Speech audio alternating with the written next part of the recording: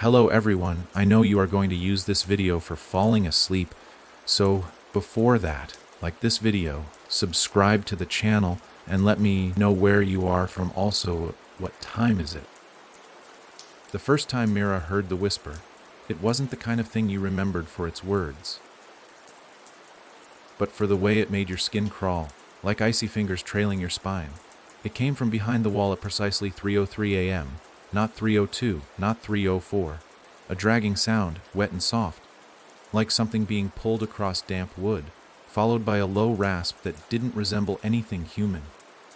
And yet, it said her name. She didn't scream that first night. Instead, she lay there with her eyes wide open in the pitch black of her attic bedroom, clutching her covers to her chin, heart thudding against her ribs like it wanted out. She counted every tick of the old clock in the hallway, when the noise didn't return, and when the morning light finally pushed away the night, she convinced herself it was a dream. A nightmare, maybe something she had imagined, the product of a tired mind and a stressful move. After all, the house was old. 1913, the realtor had said, with that smirk agents wear when trying to pitch history as charm instead of a warning. But then the second night came. This time, it wasn't just a sound. It started the same, 3:03 a.m., a soft dragging behind the wall. Mira, now a little more alert, sat up in bed and pressed her ear to the thin, cracked plaster. She told herself it was a raccoon in the crawl space, or maybe the shifting of old timber settling in. Though she didn't believe that for a second. The noise was deliberate, rhythmic, measured, not random creaks or animal scurrying. And then it whispered again. Mia, only this time. It wasn't behind the wall. It was inside her room. She jumped, spinning around in the dark, eyes scanning every corner, heart in her throat. Her lamp wouldn't turn on. Dead. She swore the switch sparked when she twisted it. The air felt wrong, thicker, as if she were standing underwater. And then something moved. It was quick. Just a flicker in the far corner, behind her closet door. A shadow pulling back into the dark, smooth and snake-like. But it wasn't the shape that terrified her the most. It was the smell. A rotting, coppery stench that hit her nose like old blood and moldy meat. She gagged and stumbled back onto the bed, eyes fixed on the corner. But there was nothing now. Only silence. She didn't sleep again that night. The next day, Mira didn't tell her parents. They were too busy anyway, unpacking boxes, arguing about where the dining table should go, how much of the budget they'd already burned through with plumbing repairs. Her father had been grumpy since the move. Her mother was barely speaking to him. Mira knew she'd be dismissed as stressed or dreamy. That's what they always said when she felt things others didn't. Even when she was 6, after the fire at their old neighbor's house, she'd told her mother she had seen smoke behind the curtains hours before the blaze. Her mother had laughed, patted her head, and said, "You've always had such a wild imagination." So she said nothing. But the house kept talking. By the 5th night, she had started sleeping with a flashlight under her pillow. The whisper came like clockwork. 3:03 a.m. But now it wasn't always the same. Sometimes it said her name, long and low. Other times it laughed, short, breathy sounds that seemed to echo inside her skull. She tried playing music to drown it out, but the batteries would die or the power would flicker. Once, her phone froze completely at 3:02 a.m. and wouldn't turn back on until 3:05. It was always those same 2 minutes, the dead zone. Then came the night when it spoke clearly. "I see you." Not Mira, not laughter, just those 3 words. And it wasn't a whisper. It was a voice, clear and sharp, like someone standing right behind her head. She screamed this time. Loud, panicked. Her parents rushed in, wild-eyed and confused, blaming nightmares. Her father stomped around her room, knocking on the walls, muttering about pipes and bad insulation. Her mother hugged her, more distracted than comforting. Told her it was all a dream and that she needed rest. But it wasn't a dream. That voice was real. and something in that room had seen her. The next morning, Mira made a decision. She would find out what was behind the wall. She waited until her parents left to pick up paint from the hardware store. Armed with a flashlight, a hammer, and a chisel she found in the basement, she moved her bed aside and knelt by the wall where she always heard the sound. The plaster was already cracked, flaking off in spots. She began chipping away, slow at first, nervous about damaging anything. But then the first piece gave way, and what she saw behind it froze her cold. There was no insulation, no wiring, no signs of a crawl space. Just an empty hollow, pitch black, about 3 feet deep. She shined her flashlight into it and saw the scratch marks. Dozens of them. Some deep, some shallow, all made by fingers or claws, dug into the wooden frame from the inside. Something had been trying to get out. She staggered back, heart pounding. The flashlight flickered, dimmed. And she slapped it, but it went dead. At the same moment, a cold wind rushed from the hole in the wall, even though there was no opening to the outside. And then, from within that space, something began to move. She didn't wait to see what it was. She shoved the bed back against the wall, ran downstairs, and locked herself in the bathroom until her parents returned. She didn't mention the hole, didn't want to give the thing a name or presence by speaking of it. But she knew now. It wasn't her mind playing tricks. Something lived in that house, in the walls, and it wanted her. That night, she slept with her flashlight clutched to her chest and a steak knife under her pillow. She didn't sleep well, but she made it through. No voice, no sounds, nothing at 3:03 a.m. Then came the scratching, not inside the wall, but under her bed. At first it was light, like nails on wood, slow and testing. Then it grew faster, more aggressive. Mira sat frozen in place, too terrified to look. The flashlight flickered again. She clicked it, begging it to stay on. It stuttered, then went completely dark. Then the breathing started. Shallow. Wet, so close she could feel it brush her ankle. And then, found you. The voice came from beneath her, directly under her bed. She jumped up, knife in hand, and backed into the corner. She screamed, but no one came.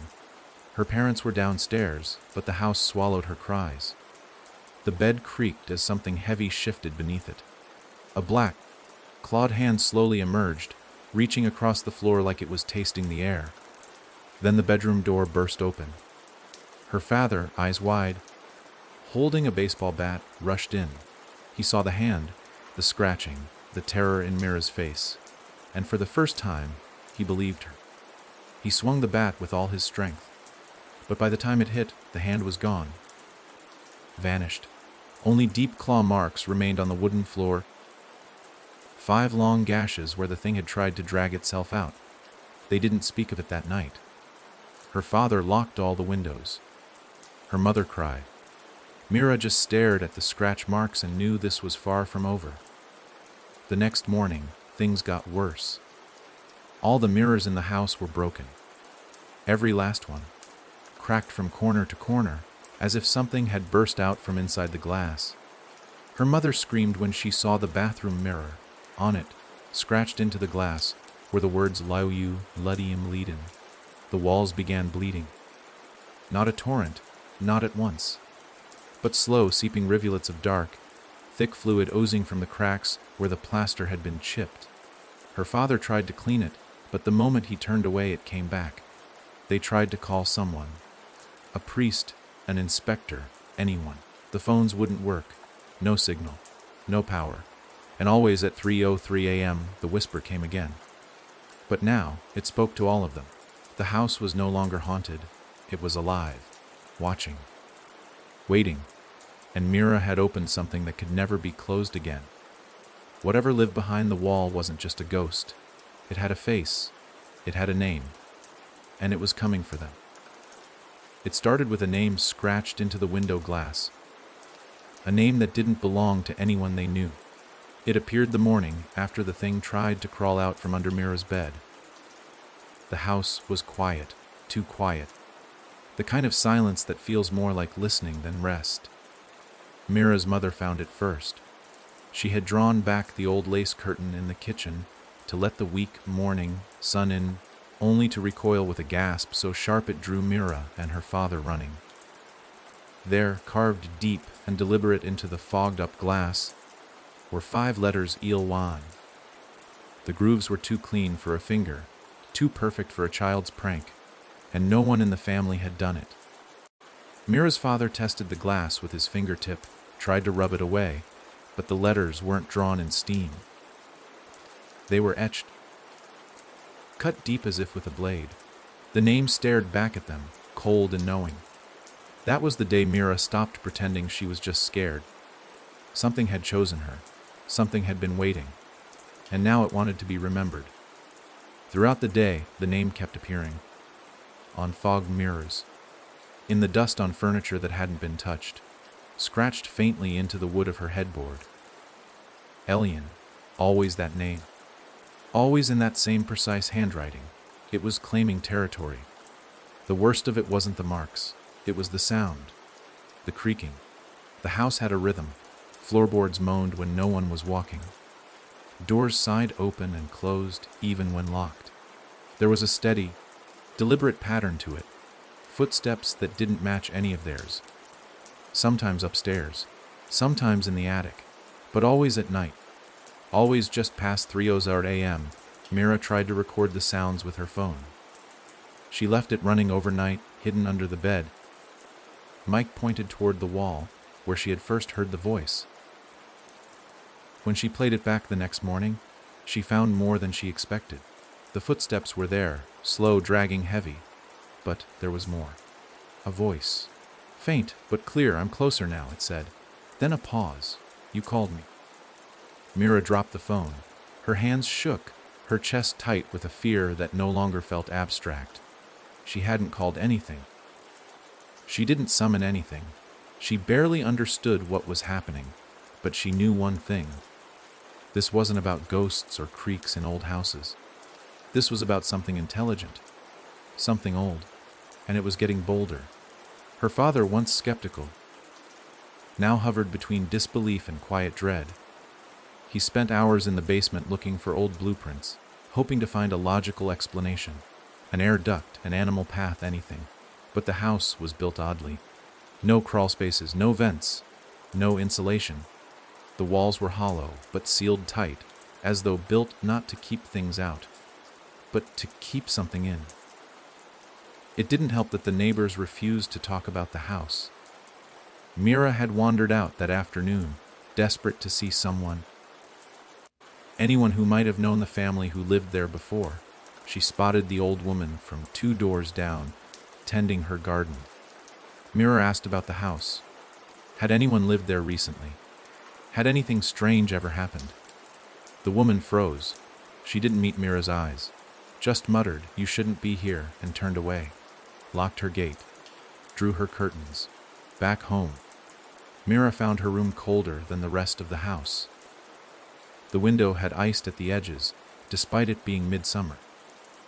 She saw her breath when she stepped inside. Then she saw the new words scratched into her mirror, "I know you now." She locked her door that night, not that it mattered. At 3:03 it began again, the scratching, but now it was louder, closer. It wasn't inside the walls anymore. It was behind her closet door. She stared at it, paralyzed, heart hammering. She couldn't look away. The door shuddered once, like something had bumped it from inside. Then again. Louder. Harder. Mira backed against the wall, holding the knife from under her pillow. Her flashlight refused to turn on. Her phone screen stayed black, and then came the breathing. Slow, deep breaths. On the other side of the door, like something was smelling her. Then it whispered, "Say my name." Mira nearly dropped the knife. The voice wasn't monstrous. It was calm, male, old, but heavy with something that made her want to fold in on herself. Like listening to something crawl inside her thoughts. "Say it," the voice repeated. "You've seen it." She shook her head, barely able to breathe. The closet door trembled. Then silence. Long, suffocating, and finally a new sound. A giggle. A child's laugh. That broke her. She screamed loud enough to wake the house. Her father burst in, swinging his bat. But when he opened the closet door, there was nothing inside. No clothes, no shelves. Just bare walls. A void where there had once been something real. Mira's mother joined them, sobbing now, begging to leave. But they couldn't. Every time they packed, something happened. The car wouldn't start. The front door locked on its own. Once, the stairs vanished for nearly 10 seconds. Just a black, yawning drop where the lower floor should have been. Mira's father had nearly fallen in. Whatever was in the house didn't want them gone. That night, Mira dreamed. She stood in a hallway, longer than it should have been, the walls bleeding shadows, the floor pulsing under her feet like muscle. At the far end, a figure waited. Tall, thin, skinless. Its mouth was too wide. Its eyes, there were too many.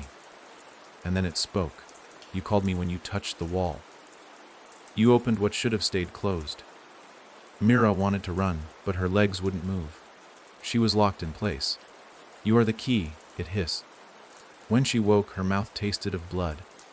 Her nails were torn, her bed sheets shredded. There were deep scratches on her wall, deeper than any human hand could make. 3 letters were scrawled above her bed now. ELY. The rest had been scratched over, violently, as though even the house feared the completion of the name. The next day, they tried to leave again. But something was waiting. The moment they opened the front door, Mira saw it. A figure at the end of the street. Thin, watching. Skin like charred leather, no face. Just smooth, wet flesh. No movement, no wind. And then it took a step. Every light in the house burst. The walls groaned. And Mira heard the whisper inside her mind. You're mine. The door slammed shut on its own. Locked. And the name finished itself on the wall in blood. Elon. The blood on the wall didn't drip. It pulsed. As if the name Elyon had been carved not into plaster, but into something that breathed. Mira stood frozen in place, her mother crying behind her, her father trying to pry the door open with trembling hands. But she couldn't move. Couldn't stop staring at the name, now whole, etched into the paint in a color so dark it looked like it had come from somewhere deeper than just skin. Then, as if the house had been holding its breath, the walls let out a long, creaking sigh, and the house changed. It didn't crumble or twist in a Hollywood kind of way. It shifted subtly. A picture frame tilted.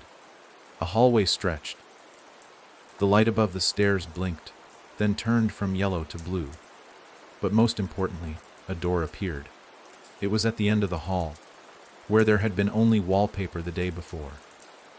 A 7th door, heavy, made of some gray wood she didn't recognize, with a rusted iron knob that seemed to weep dark tears.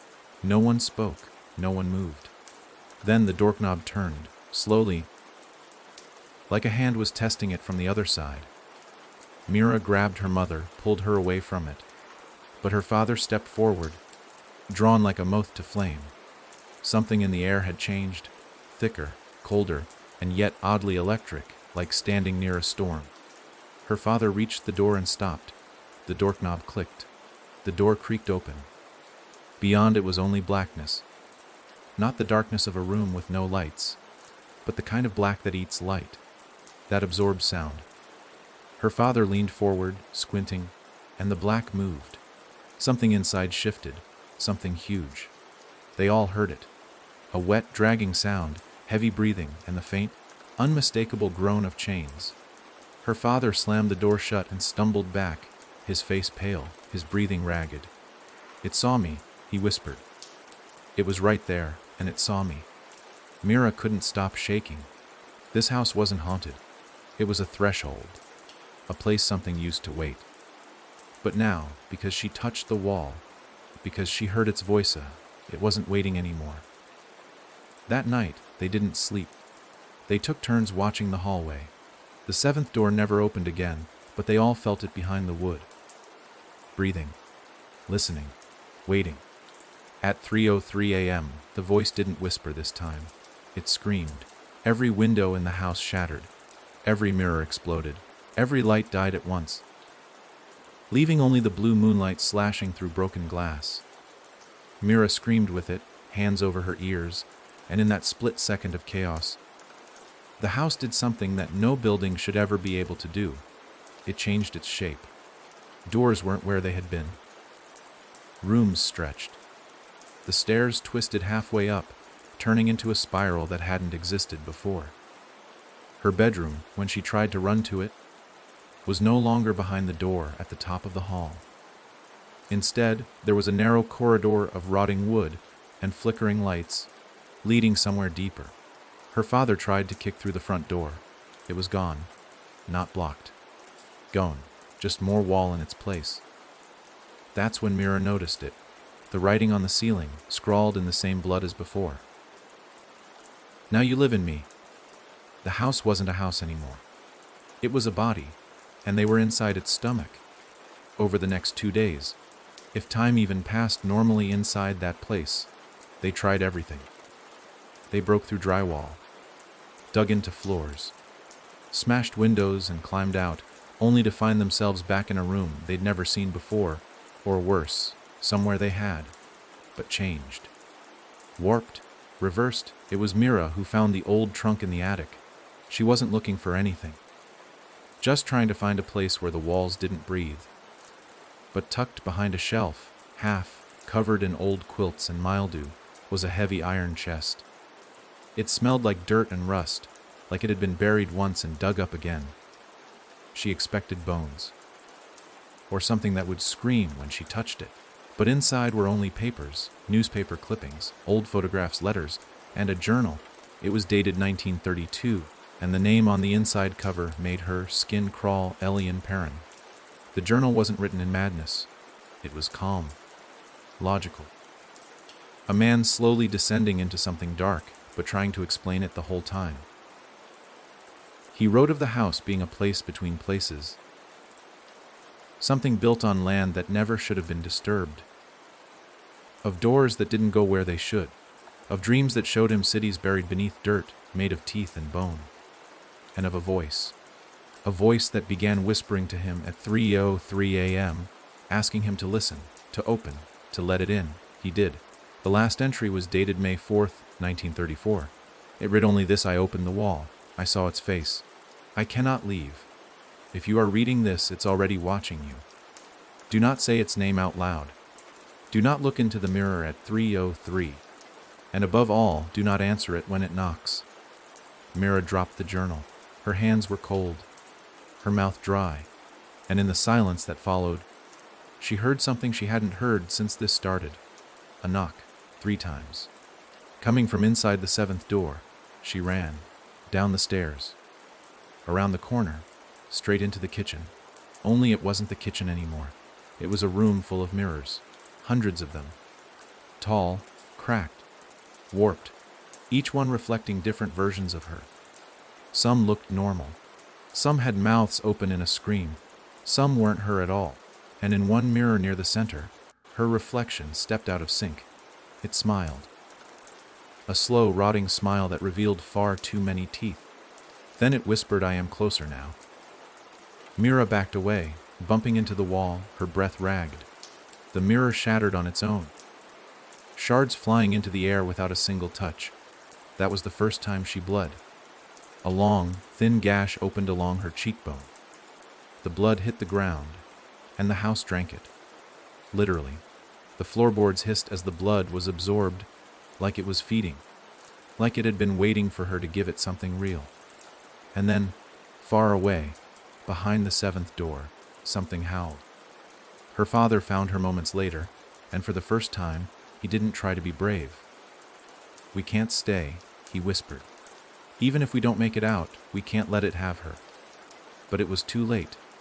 Mira could feel it inside her now.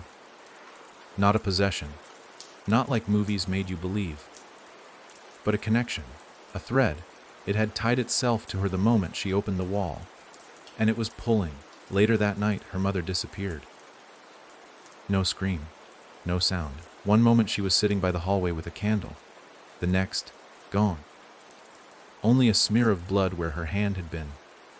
The candle still flickering on the floor. Mira wept, but the house only creaked in satisfaction. And somewhere behind the walls, the breathing grew louder. They hadn't opened the seventh door. But something had opened it from the other side, and it wasn't going to wait much longer. The house was quieter after Mira's mother vanished. Not the kind of silence that offers peace, but the heavy, suffocating quiet of something that's fed. Mira had seen the blood, the drag marks across the floor, and the faint indentation in the candle wax where her mother's fingers had once held the flame steady. There was no struggle, no cry, just absence. The kind of absence that hollows the air, like a part of the world had been carved away. Her father didn't speak much after that. He paced the hallways, checking the same dead ends, pushing on doors that led nowhere. Sometimes Mira would find him staring into a corner, unmoving, as if waiting for something to emerge from the dark. He didn't eat, didn't sleep. The seventh door remained closed, but the air around it had changed. It pulsed now softly, like a heartbeat. Mira avoided it. Her father didn't. Once, she caught him standing in front of it, hand almost touching the knob, whispering something under his breath. She wanted to scream at him, shake him, remind him what they'd lost. But her voice had begun to crack every time she tried to raise it. The house had done something to the sound in her throat, like it was leeching not just their strength but their will. That night, Mira woke to the sound of footsteps, but they weren't her father's. They were light, delicate, familiar. She sat up slowly, heart pounding, and listened. Bare feet on the hallway floor, slow steps, the sound of nails brushing the wall. She grabbed the flashlight, one of the few things that still worked, barely, and tiptoed toward the door. Then she heard it. Mira, her mother's voice, soft, gentle, too gentle. Mira, baby, it's okay. I'm here now. She froze, her throat closed. Her legs refused to move. Mira opened the door. Don't be scared. But Mira was scared, because her mother never used that tone, and because she was gone, taken. There was no reason she would be standing outside the door calling gently, as if nothing had happened. And then the voice changed. It didn't shout. It slipped, like something wearing a mask that was starting to crack. Mira opened the door. It said again, this time raspier, wetter. Let me in, sweet girl. Let me see you. The doorknob jiggled. She backed away, flashlight shaking in her grip. The sound outside the door stopped. The hallway went silent again. Then, from beneath the crack in the door, something long and dark slid across the floor. Black and glistening, like a snake made of shadow. It curled just under the edge, testing, feeling. And then, it was gone. The next morning, she found her father in the kitchen, or what the house used to call the kitchen. Now it was a pale green room filled with humming light and no windows. He was standing in front of the sink, motionless. There were cuts on his arms, tiny, deliberate slices, and he was whispering something over and over. She keeps calling me. She keeps calling me. It's her, Mira. She's alive. I know her voice. Mira reached for him, but he flinched away. You don't know. You don't hear her the way I do. That was the last full sentence he spoke to her for days. After that, he began to change. He stared longer into the mirrors, even though most of them were broken. Sometimes, Mira would find him tapping his fingers in patterns on the walls, repeating names she didn't recognize. And always, when the house reached its nightly hunger at 3:03 a.m., he would wander toward the seventh door, pausing, breathing in deeply like he smelled something beautiful on the other side. And then, on the sixth night after her mother disappeared, he answered the knock. Mira tried to stop him. She screamed his name, pulled at his arms. But his eyes were wide, empty, and filled with tears. She's in there, he said. I saw her last night. She was crying, Mira. She's scared. She was cold. Before she could stop him, he opened it. There was no scream. Just light. Not warm light. Not sunlight. But greenish, flickering light like fireflies rotting in a jar. The door swung open to reveal a long, narrow hallway lined with hands. Yes, hands. Pressed into the walls, as if the wood itself had tried to crawl away and failed. Each hand moved slightly, twitching, as though dreaming of a grip they no longer had. Her father stepped inside. Mira screamed, but the door slammed shut on its own. No lock, no handle. Gone. She beat her fists against the wood, cried, begged, pleaded. No answer. No sound. Just that same oppressive silence she was beginning to understand meant satisfaction. The house had taken what it wanted, and left her behind. Again. That night, the house sang. Not music, not melody, but a low, thrumming vibration in the walls, like the bones of the place were purring. Mira covered her ears, but it didn't help. The sound was in her teeth, in her blood. She huddled in a corner of what used to be the dining room, now a pale chamber with flickering lights that showed her things only when she wasn't looking directly at them. Shapes behind the curtains, figures crawling across the ceiling, but gone the moment she turned her head. And then the walls began to breathe again. They moved slowly in and out, like a lung struggling to hold breath, and from the floorboards something emerged. A shape. At first, she thought it was her mother. It looked like her, same frame, same hair, same gentle hands. But the eyes were wrong. They were black, pupil-less. And the smile was too wide, the lips wet with something dark and sticky. The thing cocked its head. "Mira, baby," it whispered. "Come here, let me hold you." Mira backed away, heart thudding so hard she couldn't hear anything else. The thing stepped forward. "You're all alone now. Don't be scared. It's just me. Mommy's here." Mira picked up a shard of broken mirror and held it out like a weapon. The thing hissed, not in pain, but in offense. Then it grinned. "You've seen what's behind the door," it said. "You've tasted it. You're part of it now." Mira threw the shard. It cut the thing's cheek. Instead of blood, black smoke spilled out. The thing laughed. "You can't hurt what's already inside you." And then it vanished. The same way it came, slipping between the boards like a nightmare crawling back under the bed. Mira collapsed to the floor. She was shaking. She couldn't breathe. Her body didn't feel like her own anymore, like something had laid claim to it and was just waiting to fully step in. Then she saw the journal again. Elian's journal. She hadn't noticed before, but the last page, the one that had warned her, wasn't actually the last. One page had been glued shut. Deliberately, she peeled it open with shaking fingers.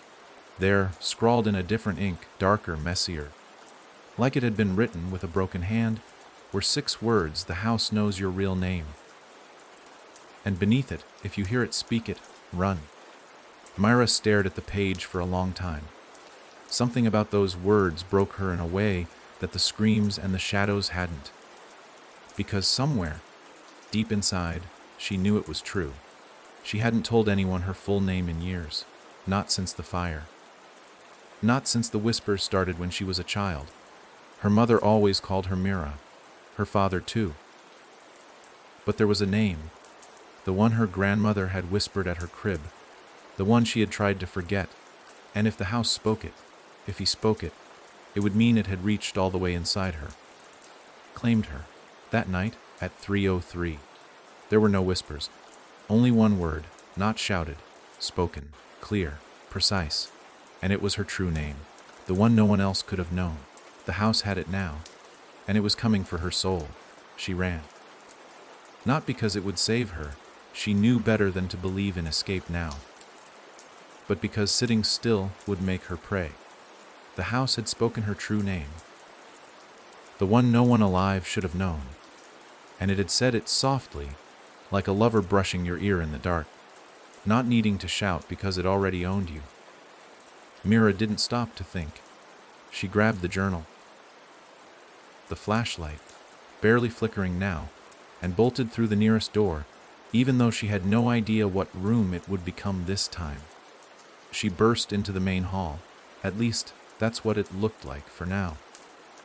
The staircase stood before her, stretching upward. But something was wrong. She could see it instantly. in the angles, the way the banister curled too sharply, as though the house had twisted it in a moment of irritation, and the air, cold, thinner than before, like breathing through cloth. Behind her, the floorboards creaked. Not in the usual way. They moved in a pattern, closer, step by step, and then the voice again. Only this time, it came from behind her own voice. Echoing, mocking, perfectly replicated. Mira, she didn't turn around. She couldn't. She knew if she looked back, she would see her own face staring back at her, not smiling, not snarling, just waiting. So she took the stairs. 1 step. 2. She clutched the banister, her lungs already burning, her legs wobbling. But she climbed. Every stair groaned beneath her weight. Not like they were resisting, but like they were watching, judging her every move. She didn't count the steps at first, too panicked. But when the burning in her legs grew unbearable, she looked behind her. The bottom was gone. She could see nothing but black beneath the stairs. No first floor, no walls, just an endless drop, like the house had decided to swallow the very idea of direction. She kept climbing. There was no choice. 20 minutes passed, maybe more. Time blood inside the house turned to syrup and shadow. The flashlight flickered again. She shook it violently, muttering threats under her breath like it could hear her and be shamed into obedience. It stuttered once, then held steady. For now. Then she saw the first door. It was set into the side of the stairwell, perched awkwardly like someone had drawn it as an afterthought. It wasn't labeled, but it was identical to the 7th door downstairs. Same gray wood. Same rusted knob. She passed it. Then came another. And another. 7 doors total, each spaced 30 steps apart. By the time she reached the 7th, she was crying without realizing it. Not sobs, just tears falling freely, her mind too fractured to direct them. Each door hummed. Each door whispered, not with words, but with feeling. One radiated guilt. Another shame. The 5th had a pulse that made her nauseous, as though standing too close to something buried alive. The 7th didn't whisper. It knocked. 3 soft raps, measured, as if checking if she was ready yet. She didn't answer. But the door did. It swung open without a touch, revealing something that defied every law of sight. Not darkness, not light, just absence. A hole in the shape of a room, lined with images her mind couldn't fully grasp. Walls of bone, clocks without hands. Children with stitched mouths rocking back and forth in chairs that didn't touch the ground. She saw her mother again, but it wasn't her. The thing wore her mother's skin like a glove now. Smiled the way her mother never did, too wide, with teeth too clean. Mira, it cooed. Sweetheart. You've climbed so far. Why don't you come in and rest? Her legs screamed for rest. Her lungs were tearing at the seams, but she remembered the journal's words. Don't answer. Don't listen. Don't look. She slammed the door. The thing laughed on the other side, a high-pitched cackle that became something else. Something ancient and insect-like. Then the stairs vanished beneath her. One blink. That's all it took. She screamed as she plummeted, the air rushing past her, the flashlight spiraling into the dark above. But she didn't hit the ground. She landed in a room made entirely of mirrors. Again. Only this time, they weren't broken, and they didn't reflect her. They reflected versions of her. Hundreds of them. All frozen, all staring back. Some were older, some younger. Some wore her school uniform. Some wore nothing but blood. One had her eyes sewn shut, another held the body of her father, throat open and steaming, and one smiled. Not a grin, not evil, a soft, sad smile. The reflection stepped forward and touched the glass. You can't run from it, it said. You called it before you were born. Mira stepped back, throat dry. I didn't. The reflection tilted its head. You did. You just don't remember. But he does. Behind her, another door creaked open. The 7th again. It followed her here. Her real name whispered through the room like smoke. The mirrors cracked at the sound. The smiling version of her in the glass began to bleed from the mouth. Mira ran. Not toward salvation, not toward hope, but deeper into the house. Into a hallway she didn't recognize. It had no floor, just beams suspended in air above a black chasm. She ran across them anyway. Behind her, the voice came louder. "Say my name." "No," she screamed. The hallway shook. The beams cracked. "Say it."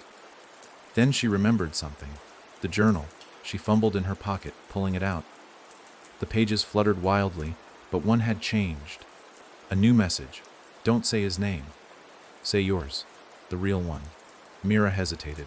Her real name. Not Mira. The one whispered by her grandmother only once before the fire. The name she had buried. The house screamed behind her. No longer a voice, but a cacophony of thousands. Her name. Her real name. She shouted it. Her voice cracked through the air like lightning, and the house shrieked. Not in rage. In fear. The walls trembled. The floors buckled. Mirrors shattered from rooms she wasn't even in. The seventh door slammed shut across all floors at once. Then everything went silent. The lights returned, dim, flickering, but there. She stood in the hallway again. A real hallway, with windows, with a door at the end. The front door. She ran to it, and it opened. Morning sunlight burned her eyes. She stepped outside. Grass, trees. She was out. Or so she thought, until she turned back to look at the house, and saw herself still standing in the window, watching her go. Not moving. Not smiling. Just waiting. Mira didn't scream. She didn't even breathe for a few seconds. She just stared at her own face peering down at her from the upstairs window of the house. Expressionless, motionless, impossibly still. The version of her inside the house didn't blink, didn't tilt its head or wave or show any recognition at all. It just watched, as if the real Mira had left something behind, or maybe something else had come out instead. She stumbled back into the grass, her legs barely remembering how to function on solid ground. The sunlight felt wrong, too bright, too hot, like it wasn't meant to touch her skin anymore. Her feet hurt with every step, as if she were too used to walking on warped floorboards and rotting carpet. The world outside moved normally. The birds chirped. A distant lawnmower hummed from the house across the street, but it all sounded muted, like she was underwater or behind glass. Like this wasn't real. She turned and walked away, slowly. Not because she wanted to, but because she didn't know what else to do.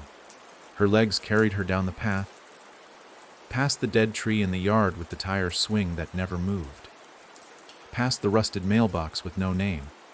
She could still feel eyes on her neck, even in the open air. Her house, if she could still call it that, stood behind her, quiet and unmoving. No more breathing walls. No more seventh door. Just a two-story house with peeling paint and boarded windows. Dead. Sleeping. For now. She made it to the street. Her bare feet slapped against the hot pavement. She didn't know how long she'd been gone. She didn't care. Her mind replayed the voice. "Say my name." And her scream in response, shouting her own real name into the black, breaking the house's hold just long enough to slip out. But only she knew what had truly happened. She didn't leave the house. The house let her go. And that was worse. She knocked on the neighbor's door first. The woman who once turned away from her, whispering you shouldn't be here. This time, the woman answered quickly. Her eyes widened the moment she saw Mira standing there, face pale, clothes filthy, hair tangled like vines. Her mouth opened, but nothing came out. "I need help," Mira rasped. The woman didn't move. Instead, she stared over Mira's shoulder. What is that behind you?" Mira turned. There was nothing there, just the street empty, the trees, the wind. But she felt it again, the weight, the presence, trailing her. The neighbor stumbled back, slamming the door before Mira could speak again. It happened again at the gas station 3 blocks down. She wandered in, grabbing a bottle of water with shaking hands. The clerk smiled at first, asked if she was okay. Then his eyes shifted just over her head, and the smile vanished. He didn't charge her, didn't say a word. He just turned around and walked into the stockroom, leaving her alone. Mira stepped outside and stared at her reflection in the window. At first, she saw herself, dirt-streaked, hollow-eyed. Then, just behind her left shoulder, a shadow moved. A shape, tall, thin, barely there, gone in a blink. It was following her. Not just watching now. It had come out with her. She ran. Not home. Never again. She didn't know where. Her body moved on instinct, legs aching, heart racing, lungs burning. She cut through yards, down alleyways, across an old park with rusted swings that groaned in the breeze. She didn't stop until her legs gave out beneath her, and she collapsed under a willow tree near the dried out creek bed. She gasped for air, the taste of rot still lingering on her tongue. She was free, but she wasn't alone. Night came fast, like it always does when time is broken. And the moment darkness touched the sky, she heard it again. Her name. Not the false one. Not the one she had shouted in the stairwell to sever its grip, but the one it had given her. Daughter, the voice rippled through the branches. Mira stood up slowly, every bone in her body aching. She wasn't a child anymore. Not the girl who stepped into that house weeks ago. The house had changed her. Or maybe it had revealed her. There were no more illusions now. Something had marked her. And now it walked with her, unseen, wearing her face, borrowing her voice, leaving her reflection a few seconds late in every mirror. The world outside hadn't noticed, but she had. Her phone vibrated in her pocket. Somehow, miraculously, the battery had survived. The screen blinked to life, and she saw a single message on it. Unknown number. No contact name. You are not done. She tried to respond. The keys didn't work. Letters melted beneath her fingers. The screen buzzed again. It followed you out. Mira stared at the glowing words, then dropped the phone. It shattered against the dry earth, sparks spitting from the broken glass. She closed her eyes. And in the distance, just beyond the horizon, she heard it again. The knock, 3 times. Soft, measured. Only this time, it wasn't coming from behind a door. It was coming from inside her. Her ribs, her chest, the beat of her own heart. 3 pulses. In rhythm, in time. Knock, knock. She clutched her head and screamed, but the sound came out too sharp, too wrong. Like something else had pushed its voice through her mouth. Then her eyes rolled back, and she saw. Not a dream, not a vision, a memory. She was in the house again, but not as herself. She was above it, looking down. The roof peeled back like paper. Inside were dozens of doors, each one leading somewhere far beyond its walls. Deserts, oceans, burning cities, black mountains that screamed as the wind passed over them. At the center of it all sat the thing, Alien, or what Alien had become. It wasn't a name, it was a title, a place, and now a passenger. It wasn't in the house anymore. It was in her. She woke up vomiting, black sludge. It hit the ground and sizzled, like acid touching bone. She stumbled back, eyes wide, as it wriggled once, like something alive, before melting into the earth. She had brought it here. She had birthed it into the world, and it was hungry. She had no choice. The house wasn't done with her, because it was never about just getting out. It was about opening the door for something that couldn't leave on its own, something that needed a voice, a name, a body, and now it had one. The sun didn't rise the next morning. Mira sat beneath the gnarled willow tree, her knees drawn tight to her chest, staring out across a world that should have looked familiar but didn't anymore. Everything felt dimmer, washed out, like color had drained from the sky. The birds weren't singing. The air didn't stir. Even the distant hum of traffic had gone missing. It was as if the world was holding its breath. Not for her. Because of her. Her phone, shattered the night before, lay in pieces a few feet away. She had no way to call anyone. No idea how long she'd been outside. Time didn't move properly anymore. The sun should have come up by now, she was sure of it.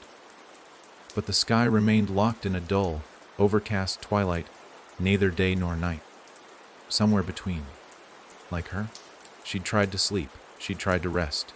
But every time her eyes closed, she felt it. That weight on her chest. That slow, deliberate breathing that no longer came from outside her, but from within. And the knock. Always the knock. Not on doors anymore, but on her bones, her pulse, her mind. Knock, knock, knock. She didn't dare speak. Words felt dangerous now.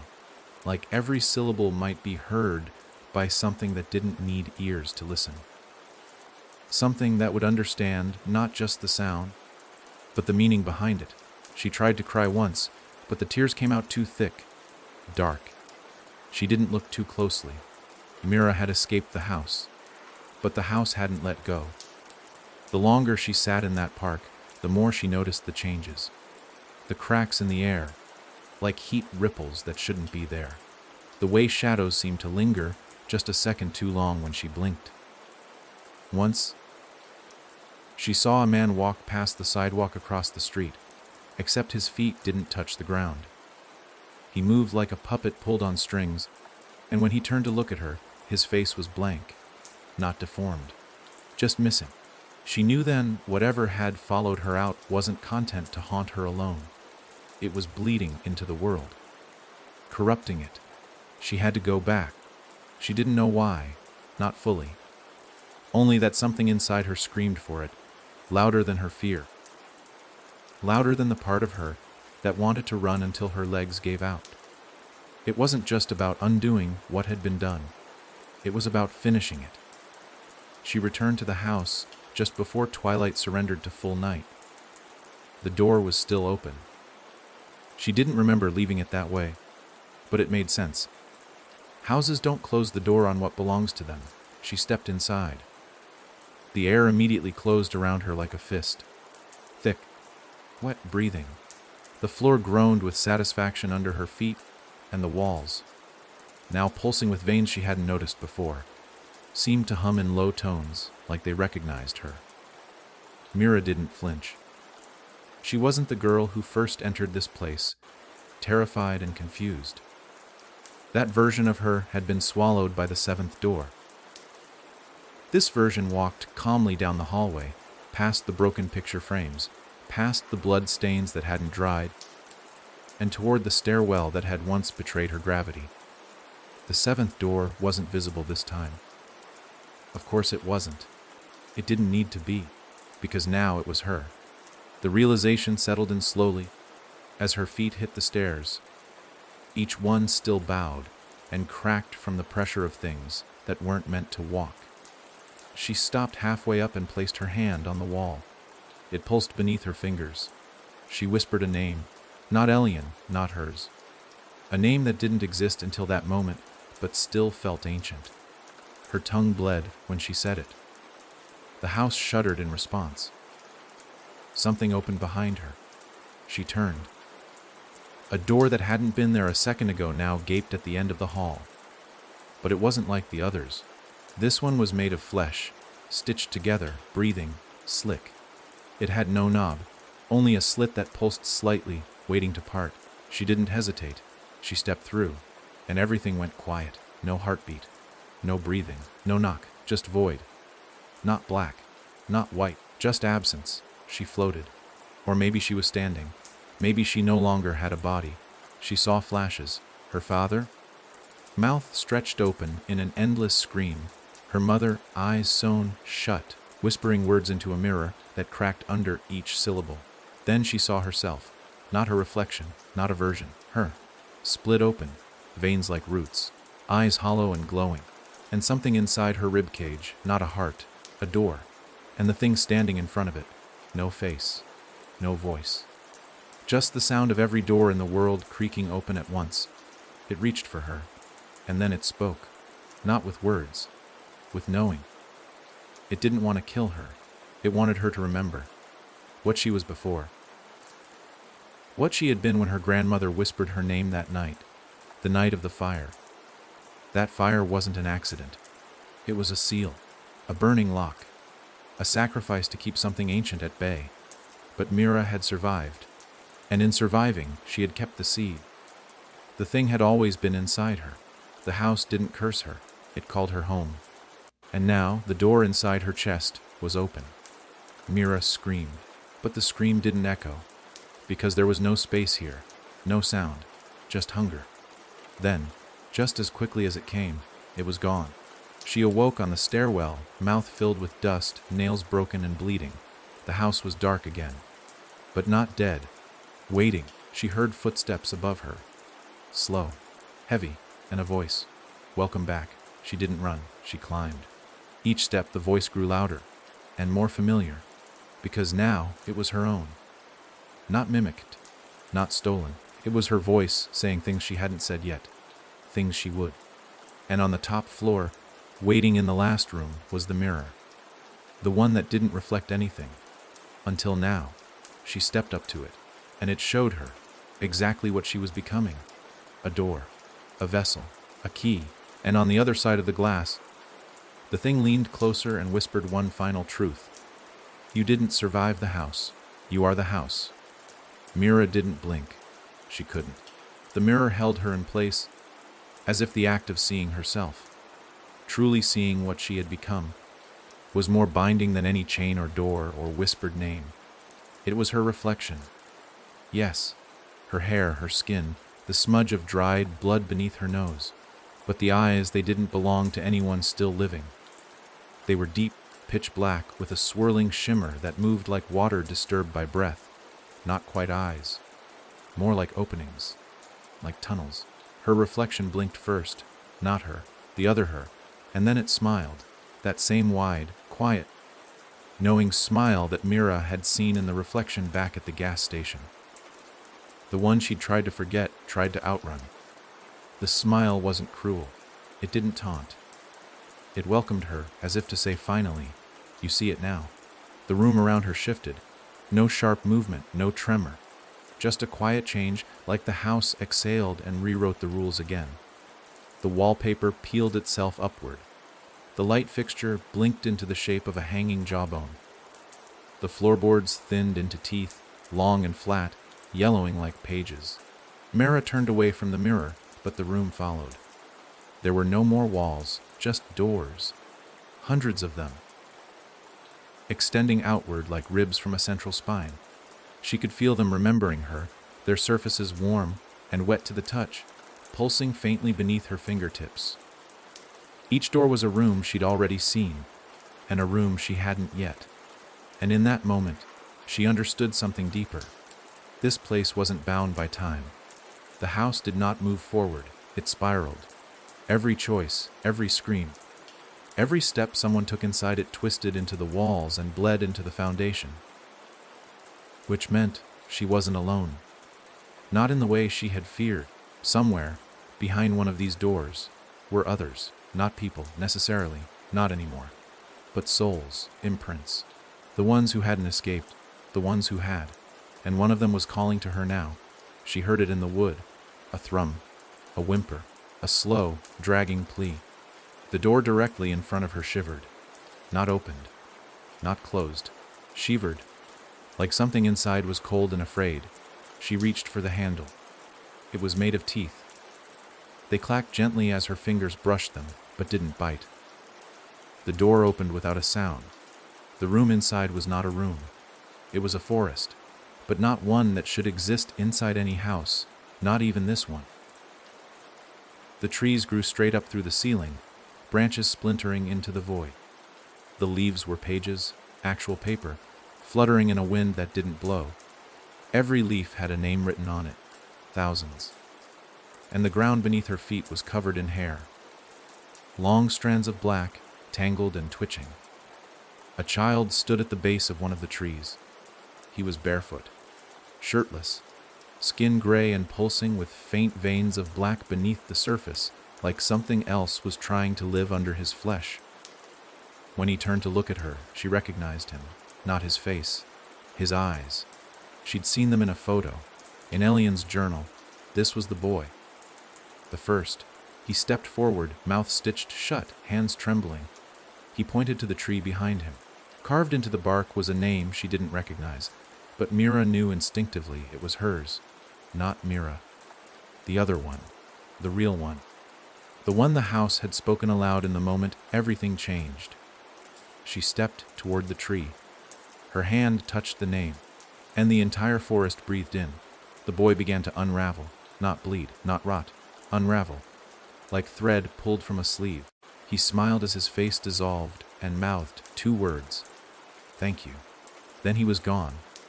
The leaves on the tree above her caught fire, each one igniting silently, names curling into ash. And for the first time since entering the house, Mira felt lighter. Not safe, but separate. Whatever thread had tied her to that soul, it had snapped. She left the room quickly. She couldn't afford to stay too long in places like that. Rooms in this house didn't trap you all at once. They lulled, made you forget the way out. And the longer you stayed, the more the house learned your shape, your patterns, your scent. She closed the tooth door behind her, and another opened to her left. She didn't touch it. It opened on its own. Inside, she saw her mother. Not the twisted mimicry she'd seen in the hallway weeks ago, but her real mother, whole, alive, smiling. Her hands were covered in flour, apron dusted white. The kitchen looked like their old home before the move. Warm, safe, real. "Mira," she said, as if nothing had happened. "Come eat, sweetheart. You must be starving." And she was. God, she hadn't eaten in days. Weeks. Time didn't mean anything anymore. Her stomach growled at the sight of the table. The cornbread, the roast, the glass of cold milk she used to gulp as a kid. Her hand reached for the doorframe. Her foot slid forward. Then she looked down. The floor beyond the door wasn't tile. It was tongues. Dozens. Hundreds. Twisting gently, lapping at the air like they were tasting her. Each one mouthing the word "stay." She stepped back. Her mother's smile sharpened. "You don't want to leave again, do you?" The voice cracked on the last word. A seam split at the corner of her mother's mouth, revealing black teeth and a long, wet hiss. "No," Mira said quietly. "I didn't come to stay." She slammed the door. Another one opened. This one had no room behind it, just darkness. A voice called to her from within. "Lo, patient. You're close now." Mira knew what it meant. She was nearing the center. The core. The part of the house that didn't pretend anymore. No illusions. No memories. Just the truth. The truth of what she was. The house had always been part of her.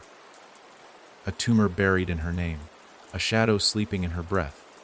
The fire hadn't destroyed it. It had awakened it. And now she had to decide. Let it finish the transformation. Or fight. But how do you fight something that wears your skin? She stepped into the darkness. And the door closed behind her, grinning all the way. Darkness didn't feel the way she expected it to. Myra had thought stepping into the black at the heart of the house would feel cold, empty, hollow. Instead, it was warm. Too warm. Like being swallowed whole, wrapped in something alive and feverish. The walls weren't visible, but she could feel them. Soft, damp, undulating with every breath she took. There was no floor beneath her, and yet she didn't fall.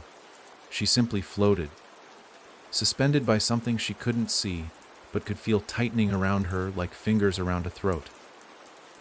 The silence wasn't silence, not really. It pulsed, like it was waiting for her to speak first, and she almost did. Almost whispered a word, her name, maybe, or someone else's. But the memory of the journal came crashing back.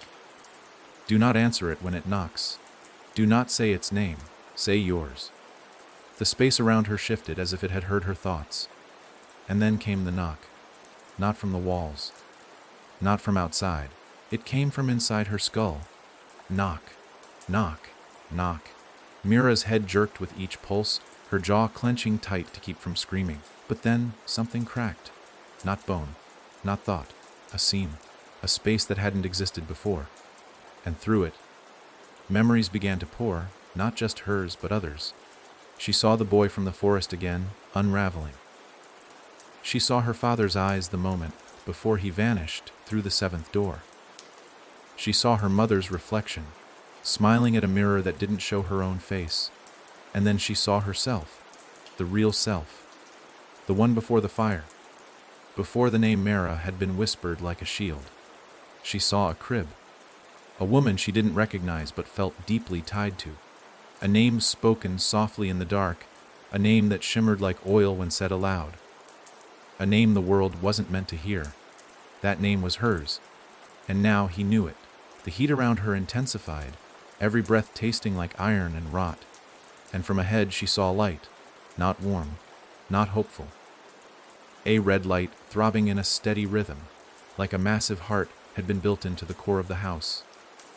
As she drifted closer, the shadows parted, and Mira realized she wasn't alone. They were all there, every person the house had ever taken. They weren't ghosts. Not really. More like echoes, stitched into the walls, blinking slowly as if caught in a moment that never passed. Some whispered names over and over. Some wept. One man laughed, his mouth sewn shut, the sound bubbling out of his nose. They turned as she passed, all of them, and they bowed. The heart of the house pulsed again. It knew she was here. It wanted her here. And then came the voice, not whispering now, not mimicking others. This voice was singular, whole, and ancient in a way that made language meaningless. You brought me through. Mira froze. Her hands floated upward. Her arms heavy, like something was pulling them toward the center of the red glow. I was only a seed, the voice continued, until you cracked. She shook her head. I didn't crack. But even as she said it, she felt it again. That moment in the mirror, the scream lodged in her chest. The sense that her name wasn't protecting her anymore. That she'd been growing this thing inside her since she was a child. You kept me alive, it said. You watered me with your fear. You warmed me with your voice. Now I will grow. The walls pulsed harder. The light flickered. And then she saw it, the center of the house. A mass, not a figure, not a creature. A mass of limbs, of mouths, of faces half formed and still wreathing. Growing like tumors from a rotting core. Eyes blinked open across its surface. All of them hers. It was becoming her. Not mimicking. Replacing. I don't belong to you, she said. You're inside me, not the other way around. A deep, wet laugh shook the space. You never left. And then Mira felt the floor beneath her return. Only now it was her. Her skin stretched flat. Her hair tangled in the boards. The house had remade itself in her image. She was standing on her own memory, her own past. The voice hissed. You are the door, child. I needed one, and you were born holding the key. And Mira realized, this wasn't about possession. This was about birth. The thing had waited decades. Maybe centuries. It needed someone who could carry it out of the spiral. Someone who could walk beyond the bones of the house and into the world, smiling. And Mira had almost done it. But she remembered one last thing from the journal. You don't fight it. You name it. You name yourself louder. Her throat tightened. The house pushed down, trying to choke her voice out. The red light flickered, and the mass in front of her read, splitting into mouths that screamed with her own voice. She forced herself to speak, not Elian, not any other name. Her name. The one from the crib. The one she hadn't said aloud in 15 years. It burned like acid coming out, her lungs filling with smoke, her tongue blistering from the sound of it. The echoes around her clutched their heads. The light dimmed, the voice roared. And then, silence. Not peace, stillness. The pressure vanished. The red glow shrank, and the mass began to melt, limbs crumbling into ash, eyes popping like bubbles, faces sliding down the walls like paint in the rain. The house shrieked once, high, long, a wail that made her ears bleed. And then, it collapsed. Not the structure, the idea of it. Gone in a blink, Mira fell to her knees, breathing alive, alone, but different now. Because she wasn't just a girl who had escaped a haunted house. She was a house that had survived being haunted, and something deep inside her would always remember what it meant to have doors in your chest, to feel the knock in your bones. The question now wasn't if she'd ever escape. The question was what else had heard her speak its name. Because somewhere, beyond the places humans dare to look, others had listened. and now they knew her. It wasn't just the house that changed. Mira knew it the moment her feet touched grass again, the way the world greeted her with that eerie, fake kind of calm. Too much stillness. A silence that waited instead of rested. The house was gone now. No ashes, no splinters, no black crater in the earth. Just an empty lot, overgrown with weeds that looked suspiciously like they were moving if you stared long enough. No structure, no evidence. But still, the space felt wrong. Like reality itself had stitched a patch over something that had burst through the fabric. And beyond the lot, the town waited. Not quite like she remembered it. Every house still stood, neatly spaced. The streetlights still blinked with their steady yellow flicker, but Mira noticed the windows first. All of them were shut, all curtains drawn. Not a single pane showed a living face, not even a flicker of movement behind glass, no television glow, no kitchen lights, no music, just stillness. She walked slowly down the street, barefoot, numb, eyes darting left and right.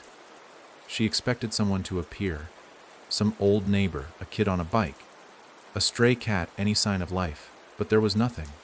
No sound but the wind, and even that felt wrong, recycled, like it was looping through a simulation of what wind should feel like. Then she saw the first open door. It was on the edge of the cul-de-sac, a pale blue house with white shutters and an old porch swing that moved without wind. The door stood wide open, yawning into darkness. Mira didn't want to look inside, but she had to. She stepped slowly onto the porch, every board groaning beneath her like it resented her return. As soon as she crossed the threshold, the air changed. Cooler, tighter, like stepping inside a throat. The house was dark, the furniture still in place, dust covering everything, but not from time. It looked more like ash than dust, like whatever had lived here had burned without fire. She called out. No answer. She turned to leave, and that's when she saw the eyes. Dozens of them, pressed into the walls like wet thumbprints. Not blinking, just open, watching. And as she backed away, they turned to follow her, not with movement but with intent. She staggered out, fell onto the grass, her breath catching in her throat as the porch swing creaked once, then stopped. It wasn't just the house she'd escaped. The town had been waiting. Something had seeped into its soil, its people, its bones. As she wandered deeper, the signs became harder to ignore. Street signs spelled backward, mailboxes bleeding ink. A fire hydrant twisted into the shape of a kneeling man. None of it should have made sense, and yet it all fit, like a puzzle she didn't want to finish because she already knew what picture it would reveal. Then she heard the music, faint, distant, a lullaby. She followed it, past the hollow playground, where swings dangled from barbed wire instead of chains, past the bakery, where mannequins dressed like children stood frozen behind the glass, their mouths stitched shut with licorice, to the center of town, where the old church used to be, except now it wasn't a church, it was a tower, spiraling, impossibly tall, like someone had pulled the steeple into the sky, and it just kept going. And the music was coming from inside. She stepped forward, drawn in against every ounce of logic, every instinct. But logic had stopped helping her a long time ago. The door was already open, no handles, just a mouth-shaped arch in the stone, the edges pulsing softly as she approached. The tower's interior was a spiral staircase, winding up and around a hollow core that seemed to echo with whispers. Not words, just breath, like hundreds of mouths exhaling at once, waiting for her to exhale back. She climbed. She didn't count the steps this time. She knew better. Each landing was a new room. Each room a memory, but not hers. The first was filled with broken clocks, all ticking, none in sync. Time layered on top of itself, suffocating. In the corner, a girl sat with her back turned, hair matted, her hand endlessly scribbling numbers into the wall. The second room held a long table set for dinner, plates full, steam rising. But the chairs were upside down, nailed to the ceiling. The food whispered softly in a language Mira almost understood. The third room was filled with mirrors, not reflecting her this time, reflecting each other. An infinite recursion of doors being opened, of people stepping through, of choices being watched. The fourth room was empty. But it smelled like her mother's hair. She walked faster. Room after room, the memories pressed against her, until she wasn't sure if she was still Mira or just another version stored here for observation. At the top of the tower, there was no door, just a window, looking out over the town. The view made her sick, because it wasn't a town anymore. It was the house. Stretched, ground, every building pulsed. Every road curved in ways it hadn't yesterday, and in the center of it all, where her home had once stood, the empty lot was no longer empty. It breathed, once, twice, and opened. A new door, larger than the last. She turned from the window, and froze. In the center of the room stood a child, small, familiar, her 6 years old, the night of the fire. She was wearing the nightgown with the faded stars, holding a stuffed rabbit by its torn ear, and her eyes were pitch black. "You didn't lock it," the little girl said. "You never did." Mira stepped back. The child took a step forward. "You screamed, but not the right name." Another step. "You thought you were escaping. You were just delivering." Mira's back hit the wall. The girl reached out. Her hand passed through Mira's chest like smoke, and Mira felt it. Felt the door inside her open again. Only this time, something stepped through. Not alien. Something older. A presence that stretched farther than the house, farther than the town. Something that had waited for generations behind mirrors, behind choices, behind moments of doubt. And now it had skinned. Mira screamed. Not in fear, in recognition, and the child smiled. The tower cracked, the room shattered, and Mira fell, down, into herself, until there was nothing left but the sound of knocking, 3 times. This time from every door in the world. And all of them knew her name. Falling had a sound to it, like breath escaping from somewhere you didn't know had lungs. Mira was falling through herself, not down through space, but inward, plummeting into her own spine, her own memory, her own undoing. There was no wind, no light, no pull of gravity, only a sensation of being peeled. Like each layer of her was being sifted, examined, remembered. Her thoughts weren't hers anymore. They played like reels on a film strip she didn't control. The night of the fire. Her mother screaming. The heat. The smell. The voice she never saw, but always heard whispering behind the closet. Every moment, every decision. Every dream she ever tried to forget was replayed and stretched open like flesh under a scalpel. And then she landed. Not with a thud, but with a pause. A halt, like the world took one breath too many and forgot how to exhale. She stood in a field that reached forever. White. Endless.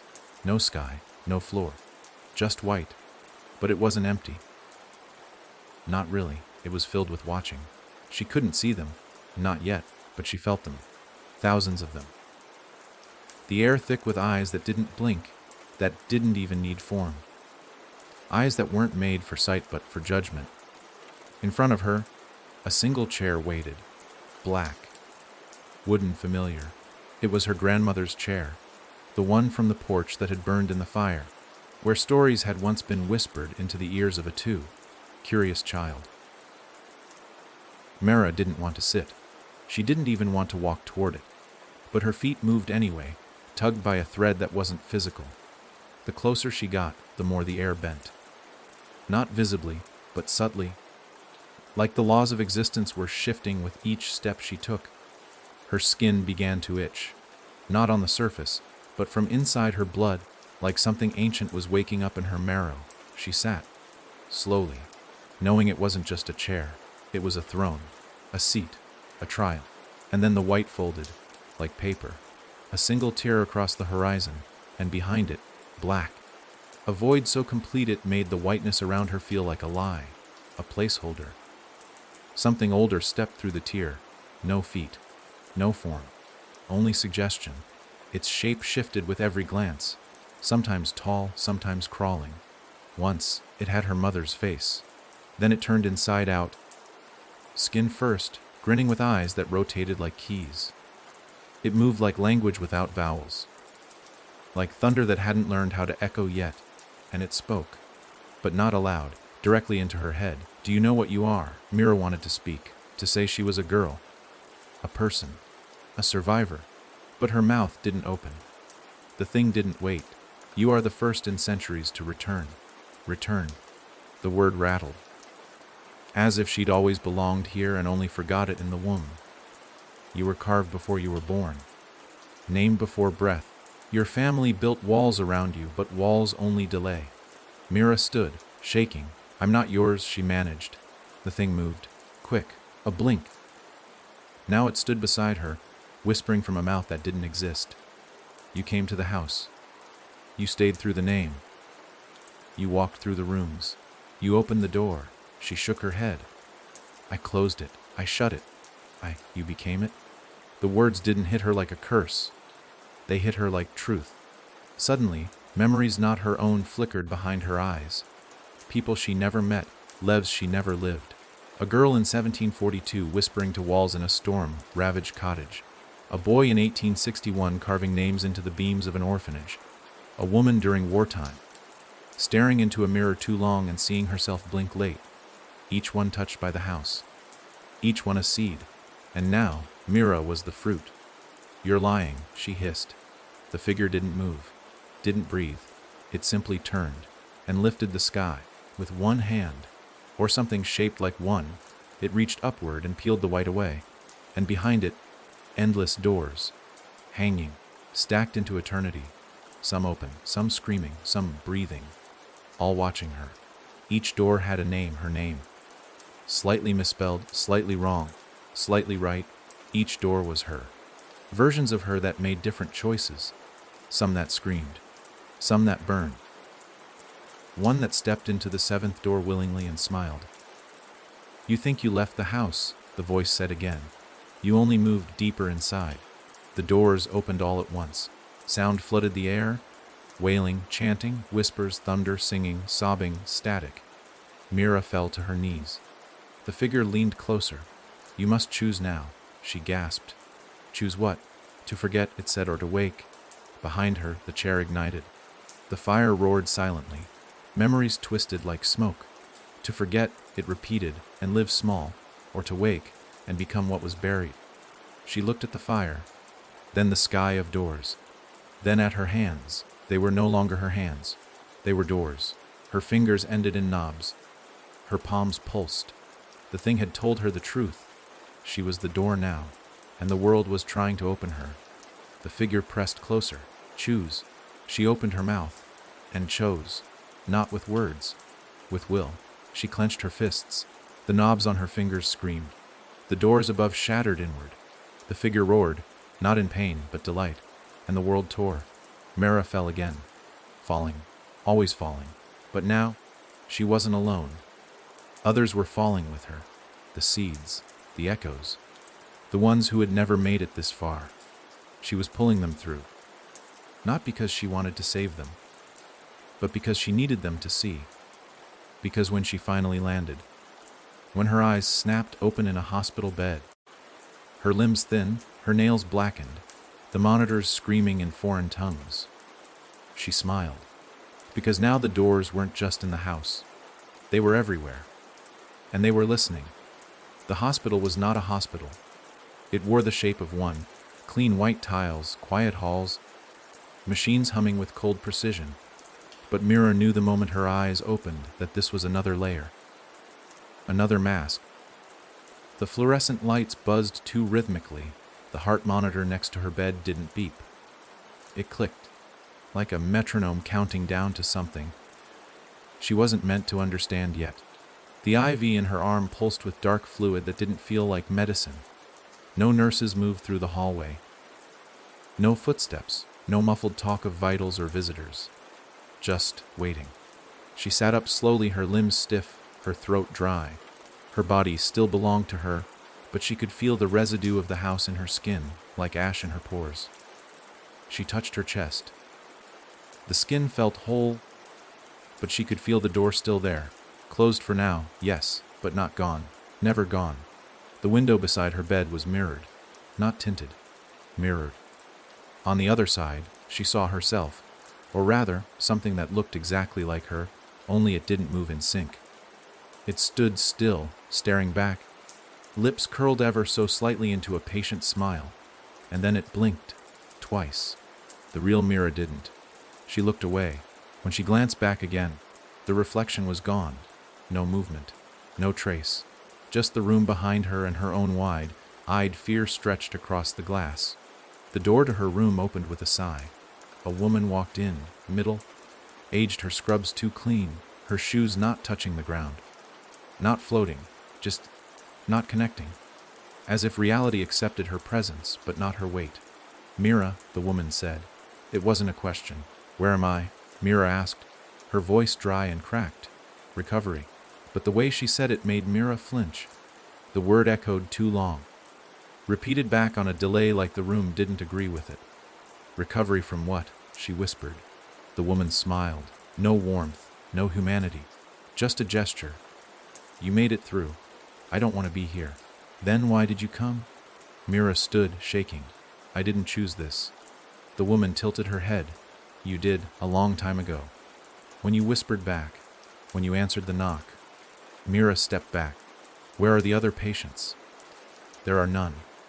"And the doctors?" "You're the only one that made it far enough to ask." Mira turned for the door, but the hallway wasn't there anymore. Just mirrors. Lining both walls, stretching endlessly in both directions. Each mirror held a version of her. Some sleeping, some laughing. One screaming until her mouth tore open. Another dancing alone in a burning room. Every single one of them stopped when Mira looked, and turned to face her. The woman, if she was a woman, stepped up beside her, staring into one of the reflections. Her face was blank now, like a mask left too long in the sun. "These are doors too," she said. "All your lives. All your could have beens." Mira looked away. "I'm done with doors. You never will be. You're one of us now. I'm not like you." The woman's skin cracked once, hairline fractures down her face like porcelain ready to fall apart. "You are exactly like me. That's why they let you out, so you could walk between." Mira stared at the mirrors. She saw the tower again. The red glow. The child version of herself still holding the rabbit by its ear. "You're trying to keep me here," she said slowly. "This isn't recovery. This is containment." The woman said nothing, but the mirrors rippled, and from inside them, something moved. Not her reflections. Not yet, but something else. Crawling just behind the glass. Pale fingers dragging down the inside of the surface, tapping. Testing. "You let them through." The woman whispered, voice cracked and hollow now. "When you chose to remember. You didn't seal the door. You opened all the others." Mira backed away. "No," she said. "I survived." The woman smiled, mouth stretching. "No, you invited." Suddenly, the mirrors trembled. The reflections within began to act on their own. Stepping back, covering their ears, some even trying to shatter the glass from their side. Something was coming through. Not Mira. Not versions of her. Them. The things that walked through mirrors when no one believed in them anymore. Long-limbed, faceless, not shadows but absences. Smooth like wax. Covered in mouths, not to speak, but to repeat. Mira could hear them now, not with her ears but her skin. Each mouth whispering parts of her name, over and over. Stitching her identity into their rhythm like they were learning her by muscle memory. The first mirror cracked. Something stepped through. Not fully. Just a hand. 6 fingers, each tipped with an eye. Mira screamed and ran. She didn't know where she was going, only that she needed out. Past the hallway of mirrors, through the room that used to be hers, back down corridors that didn't exist 5 minutes ago. The lights began to stutter. The walls melted between colors. Her footsteps no longer echoed. They were absorbed. She felt herself unraveling again. But this time, she fought. She remembered the journal, the instructions. Don't answer. Don't listen. Say your name. She stopped running. She turned. The corridor behind her was filled now, figures emerging, dragging themselves out of frames. Grotesque but slow, curious, like wolves sniffing a new scent. The glass around them hissed and shattered, and soon the corridor pulsed with the stench of breathless mouths and unfinished shapes. She whispered her name, her true name, the one the house had tried to rewrite. It burned. The walls screamed, and the things paused. Just for a second, but it was enough. She slammed her palm against the wall and pushed. Not with her hand, with her will. A door opened, not a physical one, a cut in reality, and through it, wind. Scout. She jumped and fell, always falling, until she landed in the middle of a road. Dawn, real dawn, birds chirping, cars honking far away, trees, people walking, no mirrors, no watchers. She was back. But as she stood in the center of the road, people passed by her like she wasn't there. And across the street in a shop window, a mirrored surface shimmered. And her reflection didn't move. It just stared, smiled, then blinked late. The door was still open. The mirrors remembered, and something had come through. She didn't speak for 3 days. Not to anyone, not to herself, not even in her thoughts, which had grown strangely quiet, as if something inside her was still listening, waiting for her to say the wrong name, to whisper the wrong thing. Mira wandered through the town like a ghost in her own life. But it wasn't her town anymore. The buildings were where they should be. The streets were paved the same, but the people, they were not right. She first noticed it in their eyes. Most didn't look at her at all. They moved like sleepwalkers, gliding through crosswalks and store aisles, exchanging money and pleasantries without truly seeing anything. But occasionally, someone would look at her. And when they did, their eyes flickered with something else, like static across a screen, or a signal from another channel breaking through. The expression lasted a second, maybe less. Just long enough for her to feel like they knew. And then it would vanish. They'd blink, nod, smile politely, and move on. By the end of the week, Mira was sure something had followed her back. Not just a thing, an idea. It had spread, like rot beneath wallpaper. Not loud, not monstrous, just present. In the quiet way mold finds corners to grow in. And the people, her neighbors, teachers, the mailman, all had doors. Not physical ones, but behind their eyes. Subtle, invisible, waiting to be knocked on. She tested it once, with the woman at the pharmacy counter. Mira didn't know why she said it. Maybe curiosity, maybe defiance. But when the woman asked if she needed help, Mira replied, "I saw what's behind the mirror." The woman's smile froze. Then, slowly, her mouth moved again. Not in speech, in response. "You're early," she whispered, voice 3 seconds too late. Mira didn't wait for more. She dropped the bag and ran. It wasn't just her anymore. The house was inside them. She stopped sleeping soon after. Every time her eyes shut, she was back inside the tower. The rooms changed each night. Once a theater with no audience, once a hallway where every doorknob was a clenched fist, once a spiral staircase made entirely of bone, but the center always remained the same, the beating red light, the heart of whatever waited behind her skin. And when she woke, she'd find small signs that she hadn't been alone in her room. The closet cracked open by an inch.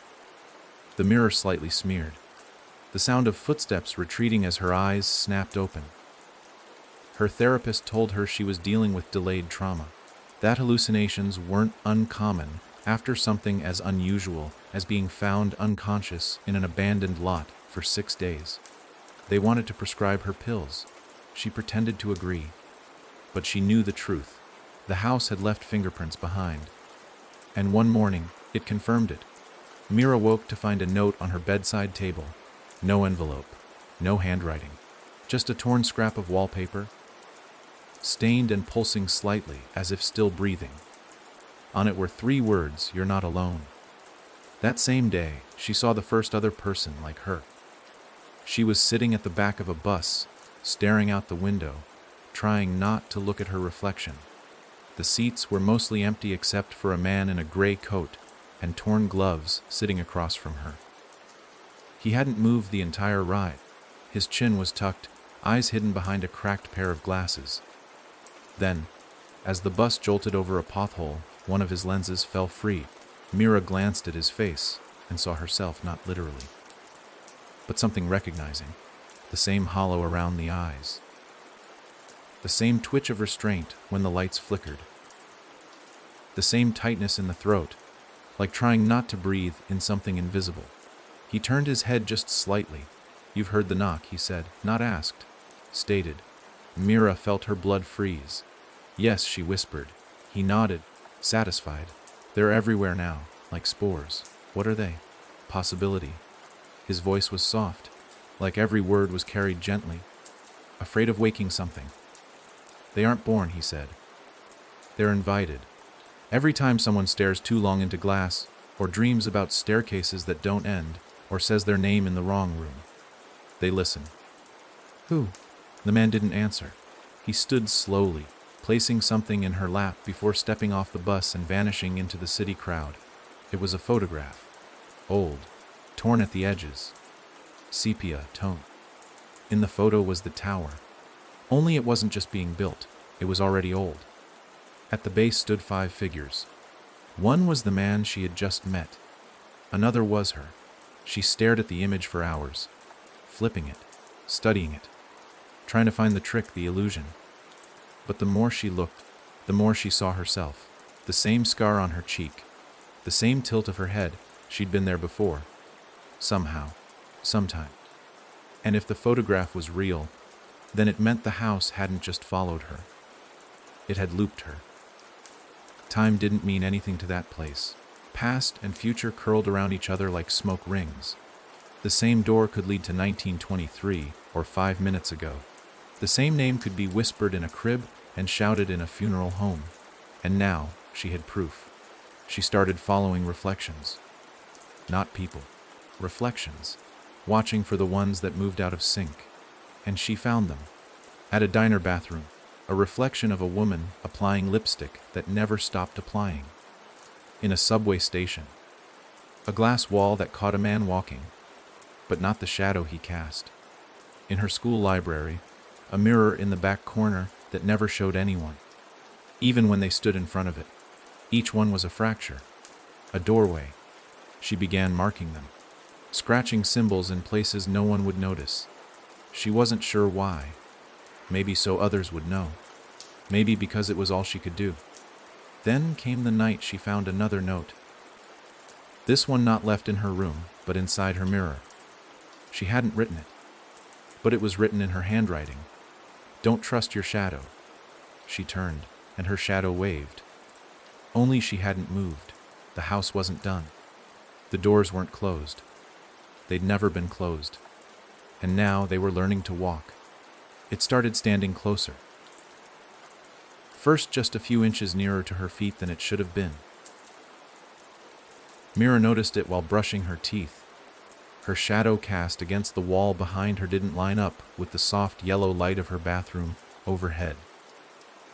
It wasn't night yet, and yet the shape on the tiles looked darker than it had any right to be.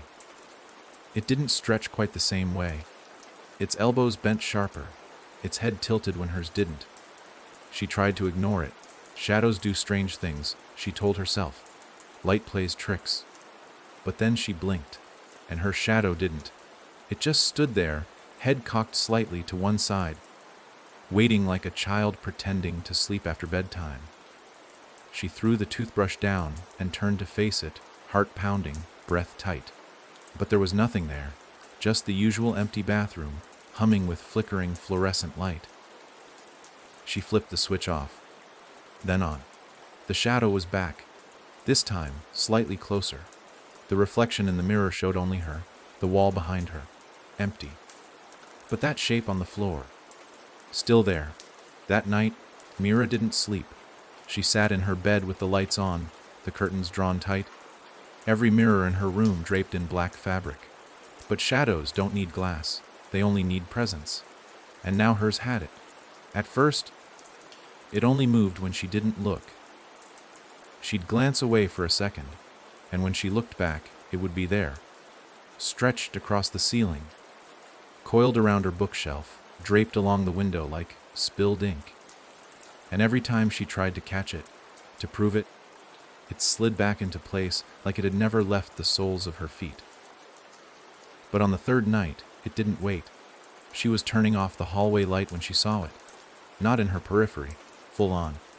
Her shadow had taken one full step forward, detached, upright, thin as wire, arms too long, fingers bent like the legs of a spider. It stood there, mimicking nothing, just watching. Mira didn't move. She couldn't. Her body locked in place, paralyzed not by fear, but by something deeper, recognition. This wasn't some trick. This wasn't the house playing more games. This was her, the version of her that had stayed. The one that had whispered yes when the door asked for her name. The one that hadn't run. And now it remembered. The shadow didn't lunge. Didn't crawl. It waited, patient as rot. Patient as old names buried in dirt. It followed her through the day, slipping behind her even when there was no light source. She watched it curve around walls where shadows couldn't bend. It waited in her school locker. It reached out across pages of her notebooks. Once, during a fire drill, it cast itself in the wrong direction. Other people started noticing. Not at first, but eventually. Her friend Ash, the only person who still treated her like she wasn't made of static, pulled her aside during class. "Something's wrong with your shadow," they whispered, not joking. Mira didn't respond. Ash glanced over Mira's shoulder toward the chalkboard behind them, then back. It moved. Mira nodded. "I know." They sat in silence for a moment, and then Ash asked the question no one else dared. "What happened to you in that house?" Mira opened her mouth, but her shadow spoke first. Ash flinched. The voice didn't come from Mira's lips. It came from behind her. Soft, dry, like paper torn slowly in a quiet room. She opened the wrong door. Mira turned. The shadow was stretched up the wall now, the edges fraying like fabric soaked in ink. And behind the voice, another one followed. A chorus, faint but building. Knock, knock, 3 times. The fire alarm went off. Screams erupted. Students scattered. Mira and Ash stood frozen as the classroom warped. Not physically, not yet, but perceptually. The shadows grew longer, deeper, pulling against the windows like gravity had reversed. Desks tilted. The projector screened blood ink. And in the back of the room, a mirror that hadn't been there before cracked from the center outward. Mira grabbed Ash's hand and ran. The school pulsed as they fled. Every door they passed bled shadow. Every reflective surface buzzed with static. Students panicked, but none of them saw what Mira saw. Only the mark could see the paths the house left behind. Outside, the world looked normal again. Clean, real. But the shadow followed. Ash was pale, shaking. That couldn't have been real. It was, Mira said. And it's not over. They didn't speak again until they reached Mira's front yard. The grass there had never grown back since the house vanished. Ash hesitated at the gate. "You're not safe, are you?" Mira shook her head. "None of us are."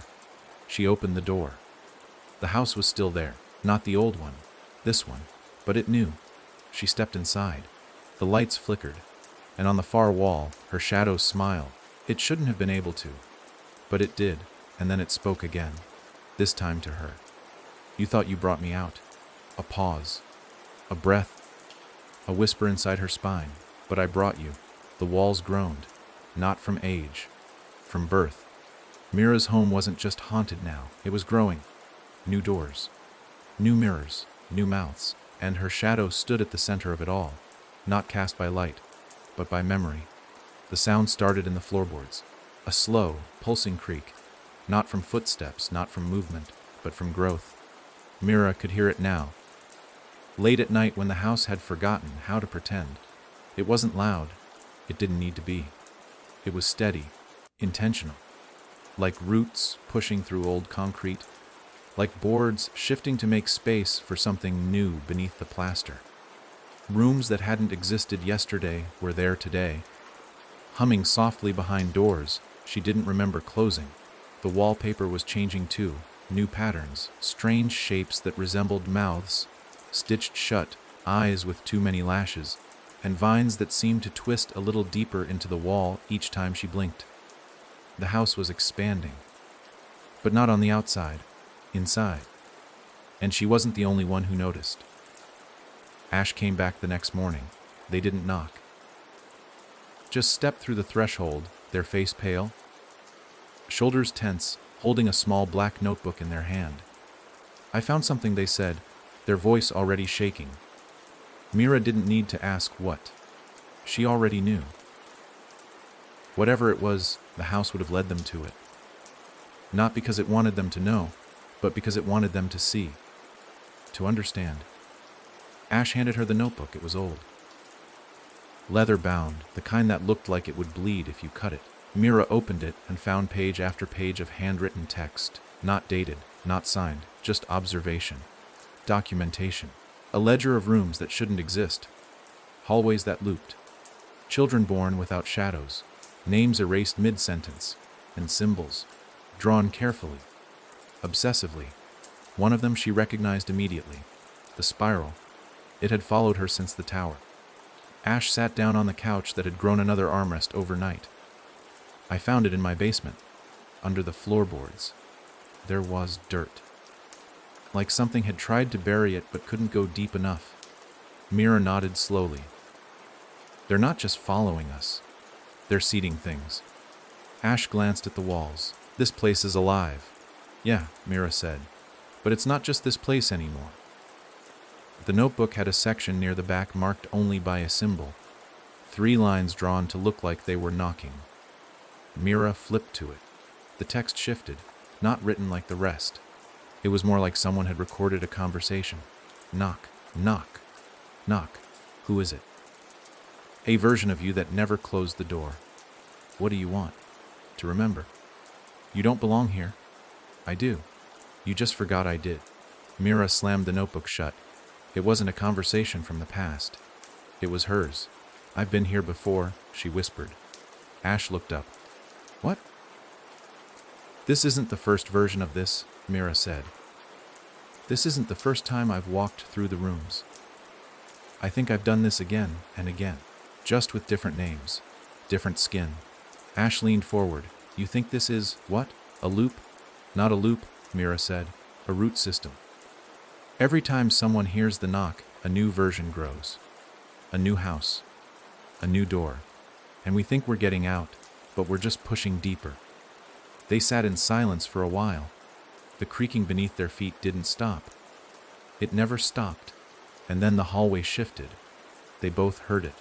A groan, like breath being drawn in. The hallway leading to Mira's bedroom was longer now. Much longer. The light bulb at the far end was gone. In its place, a soft blue glow, barely visible. Mira stood. So did Ash.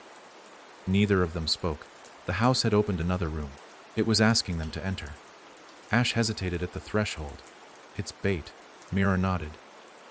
"But it might be more." She stepped into the hallway first. The walls closed behind her, not with a slam, but a sigh. The ceiling lowered by an inch. The floor warmed beneath her feet. Every step felt like walking on a heartbeat. The door at the end of the hallway was slightly ajar. Behind it, silence. Mira pushed it open. The room inside was a nursery. Soft yellow wallpaper. A crib with carved moons. A mobile dangling above it, each shape twisting slowly despite the lack of breeze. And in the crib, a baby. Sleeping. She didn't move. Didn't breathe. She just stared. The baby had her face. Her real one. The one from the photograph on the bus. Ash stepped beside her. "That's you." Mira nodded. "One of me." They walked closer. The baby stirred, opened its eyes. They were pure black, the kind that didn't reflect light. Mira reached into the crib, drawn by something deeper than curiosity. The child didn't cry, didn't smile, just looked at her and whispered, "Close the door." Mira froze. "What?" "Close the door," the child repeated. "Before she finds it again." The lights flickered. The mobiles spun faster. And behind them, the hallway breathed in. Ash turned. "Something's coming." They ran. The hallway stretched again, the walls blurred with motion. Mira could hear footsteps, but they weren't behind them. They were above, walking in the ceiling, fast, then crawling. Something that used to be a person but had grown too many arms, too many hands to knock with. They reached the living room just as the hallway collapsed behind them, folding in on itself with a sound like snapping bones. Ash slammed the door. The silence afterward felt like a test. They waited, listened. The creaking had stopped. For now, Mira sat down. The baby's voice still echoed in her ears. Closed the door. But it wasn't just about sealing something off anymore. It was about finding the original. The first door. The one that hadn't been made from wood or bone or memory.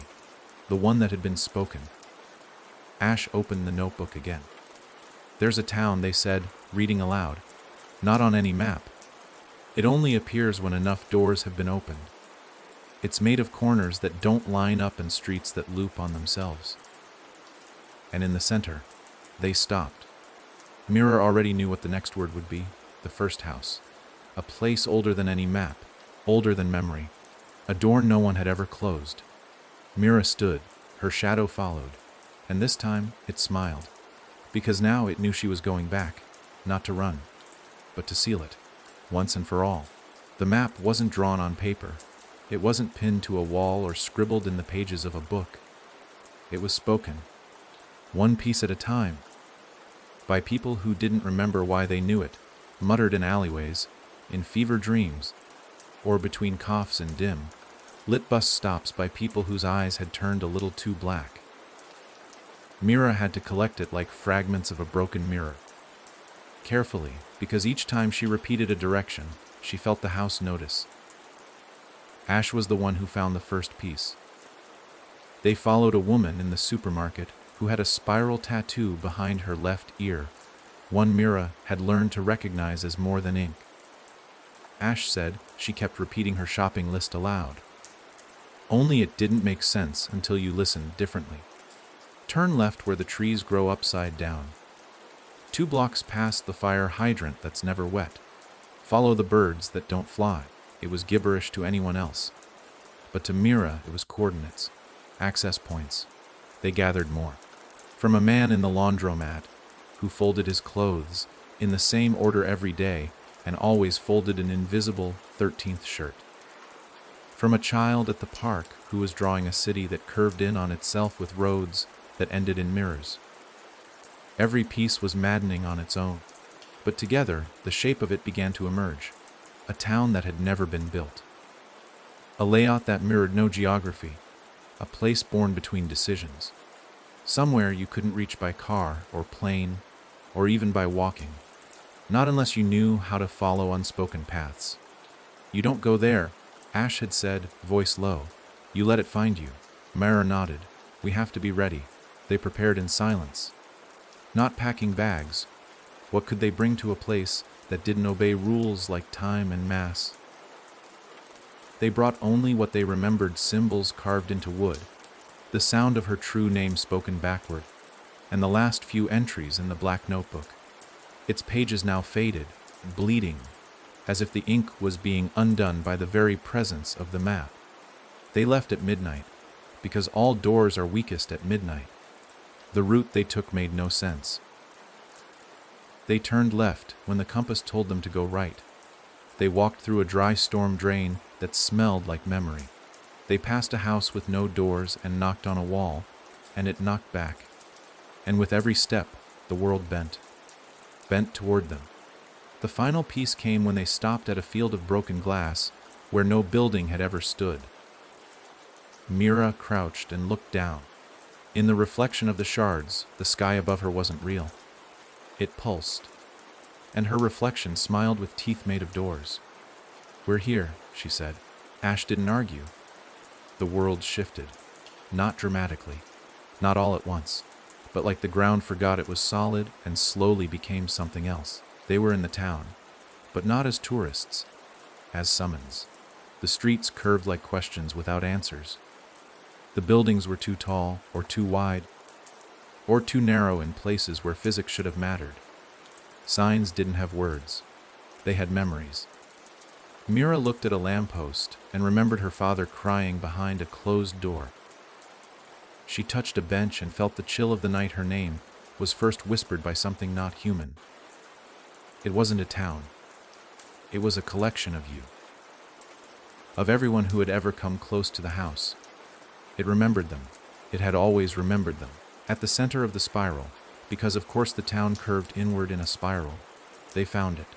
The first house. Unpainted, old, crooked, silent, and waiting. Mira felt it immediately. The hum in her teeth, the knock in her spine, the pull of something buried in her since before her bones knew how to stand. Ash grabbed her hand. "This is it," they said. She nodded. The door didn't open when they approached. It didn't need to. It knew them. The wood was blackened but not burnt. The windows were fogged, not with condensation but memory. Inside, the light wasn't light at all. It was soft, pulsing shadow, a familiar rhythm. She stepped through first, and the house breathed in. Immediately they were swallowed by silence. Not quiet silence. The kind that has weight. The kind that remembers every scream it's devoured. The floor creaked with a groan that sounded suspiciously like her voice. The walls were covered in symbols she recognized from the notebook, but older, crudely carved, some smudged with something that might have once been blood. The air tasted like old dreams. Bitter. Stale. There was no furniture, no rooms, really. Only doors. Dozens of them, stacked one on top of another, spiraling up and down into space that shouldn't exist. Mira reached for the first. Ash stopped her. "You don't know what's behind them." She shook her head. "I do. That's the problem." She opened the first door. A mirror. She opened the second. A long hallway filled with old toys and whispering radios. The third. Her childhood bedroom, only wrong. The proportions were off. Her bed too short. The moon outside the window red. Each door offered a piece of her. Each one tempted her to step in, stay, become something unfinished. But they weren't the door she was looking for. The first door. The one that let the house into the world. She found it in the center of the spiral. No frame. Just a dark opening in the floor, a trapdoor without a handle, pulsing faintly like a heart wrapped in old wood. She knelt beside it. The notebook fell open to its final page. One sentence. It was never supposed to be opened by accident. Mira looked at Ash. "This isn't just a door." "No," Ash said. "It's the door." And it was open. Not wide. Just cracked. Just enough for something old to breathe through. Ash reached for her shoulder, but the moment their hand touched her, the world twisted. The house screamed. Every door opened. Wind howled. Not air, but voices. Screaming, begging, welcoming, and from the crack in the floor, something moved. A hand. Gray too long. Eyes embedded in the knuckles. Reaching. Mira shouted her name. The true one. It burned her throat, but the hand paused. The house shuddered, and the crack began to close. She kept shouting, again and again, each time louder, each time more real. Ash grabbed her hand. Together they screamed, and the door slammed shut. Silence. The world flickered. The house around them groaned, then settled. One by one, the doors vanished. So did the spiral. So did the town. They were standing in an empty lot, dawn rising. Real this time. Ash exhaled. Did we seal it? Mira nodded, but slowly. Because behind her eyelids, in the spaces between heartbeats, she still heard it. A whisper, faint, patient. Knock. Knock. It began with the phone ringing. Not her cell phone, the landline. The one her parents swore had been disconnected 2 years ago.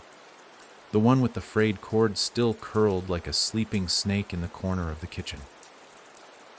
Mira had ignored it the first time, let it ring until it stopped.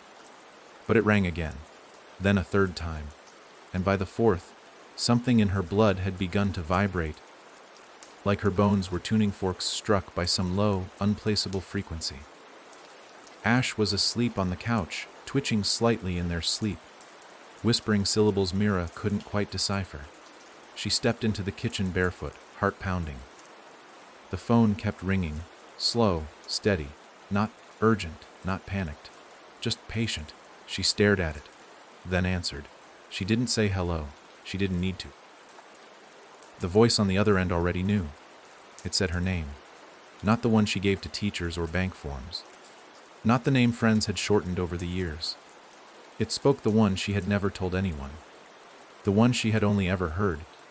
Once, whispered by the mirror in the tower, etched into the wall above the spiral door. It wasn't a word.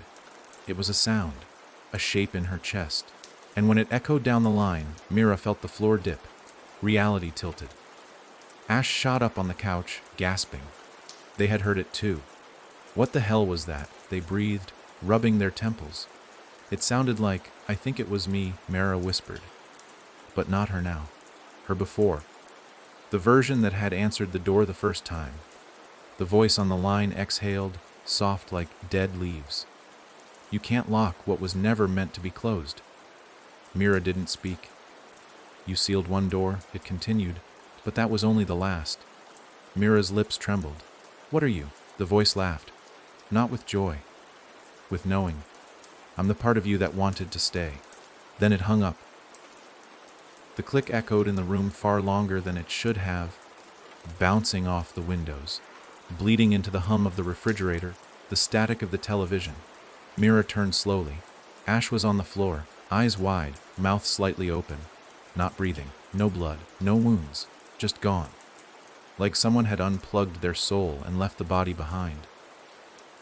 Mira dropped to her knees, shaking them, calling their name, but the skin was cold. Their lips moved once. A whisper, no sound, but she knew what they said. The name, her true one, the one that didn't belong to this world. The one that was now spreading. It wasn't just the house anymore. It wasn't even just the town. It was language. Names hold power, and hers had been spoken, heard, remembered, and now it was being shared. By reflections, by shadows, by broken radios and skipping vinyls and the mouths of children talking in their sleep. That night, Mira heard it on the news. A segment about a boy in a different state, screaming the same strange name in the middle of a classroom before collapsing, eyes black, mouth foaming. Then again in a podcast, an urban legend about a haunted voicemail where the voice on the other end only repeated one word over and over until the listener started repeating it in their dreams. Her name, not Mira, the other one, the one with too many syllables, the one that sounded like wind through bone, the one she couldn't even think now without her vision blurring. She wasn't just being followed anymore. She was being duplicated. The voice on the phone hadn't warned her.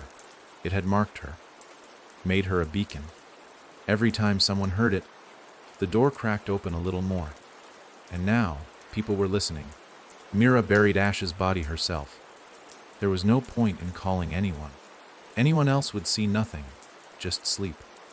Or worse, just silence. She dug the hole in the dead patch of yard where the grass had never grown back. Wrapped them in her oldest blanket, said nothing. No words felt right. The dirt accepted them without protest. She didn't cry. She couldn't. Her tears had been taken the moment the phone said her name. Instead, she went inside and began writing. Not her story. The name. She wrote it out phonetically, then burned it. She carved it into soap and buried it in salt. She folded it into whispers and placed them in her shoes, hoping maybe the earth wouldn't hear it. But it didn't matter. Every attempt made it louder, like a secret that wanted to be known. The next day, her reflection mouthed it. Then the streetlight outside flickered it in Morse code. A stray dog barked it in strange cadence. She knew where this was going. She had become the seed, and the world was now fertile ground. She turned on the TV again. More reports, more echoes. People seeing a door in their homes that wasn't there before. Others hearing knocks with no one behind them. One woman in Wyoming claiming her husband had disappeared into a closet and never come back, only for a mirror version of him to return 3 days later. Silent, always facing the wall. Mira knew the signs. The house wasn't growing rooms anymore. It was growing people, or things shaped like them. And the worst part, they didn't even need the original door. She was the door now. That's what the voice meant. It had come through her once, and now it had a way out. There was only one thing left to do. She had to find the voice. Not metaphorically. Literally. Trace it. Track it. Follow the trail of her name through the static and find the source. Not where it ended, but where it started. The mouth that first spoke it. And seal that, even if it killed her. Especially if it did. Because if she didn't, then the next time someone answered the phone, it wouldn't be a voice on the other end. It would be a version of her, of what she could have been, of what she still might become. It took Mira 3 days to track the voice. 3 days of listening to frequencies that made her nose bleed, tuning old radios by hand, catching static like cobwebs in her teeth. She stopped sleeping. Couldn't risk dreaming. That's where the house whispered the loudest, where the voice took shape. So she stayed awake and listened. The whole world had become a frequency now. She just needed the right one. She kept hearing the name. Not spoken. Echoed. In water dripping from the faucet. In the creak of her kitchen chair when she sat too long. In the flicker of traffic lights. Every time she heard it, her hands trembled, her pupils widened. It wasn't just noise, it was summoning. Each repetition peeled her away from herself, layer by layer. The more it was heard, the less she felt real. Until the signal finally screamed back. It came through her grandmother's old radio, the one buried in the attic, wrapped in cloth, sealed in a box that stank of dust and muths and something older. Something that remembered rot. Mira turned the dial with shaking fingers, every click a heartbeat. It stopped at a station with no number. Just static at first. Then a breath. Long. Deep, like lungs that hadn't drawn air in centuries. And then the voice, not just a whisper now. Not fragmented like before. It was full. And it spoke not to her, but through her. I remember being forgotten. Mira clutched the edge of the table. I remember silence before your name gave me shape. She couldn't reply. Her tongue was frozen. You opened the door, it said, and now you try to close it. But I was never on the other side. I was already in. You just remembered too late. The radio exploded in a pop of smoke and fire. Sparks hissed across the attic floor. But the voice didn't stop. Now it was in her head, in her mouth, repeating itself. Not in English. In her voice, like a loop. She fell to the floor convulsing. Her eyes rolled back. For a moment, her body belonged to something else. When she came to, the world was sideways. The attic had cracked. Not just the wood. The air. A tear. A slit in the space between. Through it, Mira saw nothing. Not black. Not dark. Nothing. A void that wasn't absence but hunger. She crawled to it. Slowly. Every inch closer made her skin buzz, like her cells were being rearranged. The tear pulsed. And then a face leaned through it. Hers. But older. Mouth stitched shut with threads made of mirrors. Hair white as ash. And a neck that bent like it was made of rubber and bone. It stared at her. And mouthed the name. The forbidden one. The one she'd burned, buried, whispered into wells hoping it would die. She screamed. The tear vanished. Just folded out of existence like it had never been. The attic was whole again. But Mira wasn't. Something had entered her during those few seconds. Not possession. Not haunting. Just knowledge. She knew now where the voice had come from. A well. A place beneath everything. Where sound went when it was forgotten. Where names lost to time dripped like water on stone. The voice wasn't a being. It wasn't a ghost. It was a collection. Every whisper ever swallowed. Every scream cut short. The well wasn't underground. It was inside people. All people. Waiting for the right name to drop back in. The door hadn't opened a portal. It had activated a throat. Mira packed the only thing that mattered: silence. She took a notebook with blank pages. A strip of duct tape to seal her mouth if needed. A shard of mirror, just in case she needed to see what followed her. And she left the house. She didn't lock the door. It wouldn't have mattered. Outside, the world trembled. Streetlights flickered in unison, not like electrical failure, like communication. The name had gotten out. People were repeating it in online forums, convinced it was part of a creepypasta. Children had started playing a game. 3 knocks, a whisper of the name, then holding their breath until a shadow passed. They didn't know what they were doing. They were feeding it. Mira drove to the edge of town, to the forest she'd avoided since childhood, where the trees curved inwards like they were leaning to listen, where time always felt slow and bugs never made a sound. She walked for hours. At the center of the forest, she found it, a well, old, stone, covered in moss and nails and carved names. Some were real. Others looked like languages invented mid-scream. The air around it buzzed. She approached slowly. There was no wind, no birds, not even her own heartbeat anymore. She stood at the edge, looked down, and saw her reflection looking back, mouth stitched shut, white-haired, eyes wide with regret. The same version from the tear, the one who had used the voice. The well spoke first this time. I was you. Then again, louder. I am you. Mira reached into her pocket, pulled out the mirror shard. She held it to her throat. If I never speak again, she whispered, you never grow. The well laughed, guttural. Wrong. You don't need to speak, it said. You only need to remember. And then, for the first time, it asked, do you want to forget? She paused. That was the deal. Forget the name. Forget the house. Forget Ash. Forget the rooms and mirrors and shadows. Live a normal life. Sleep again. Laugh again.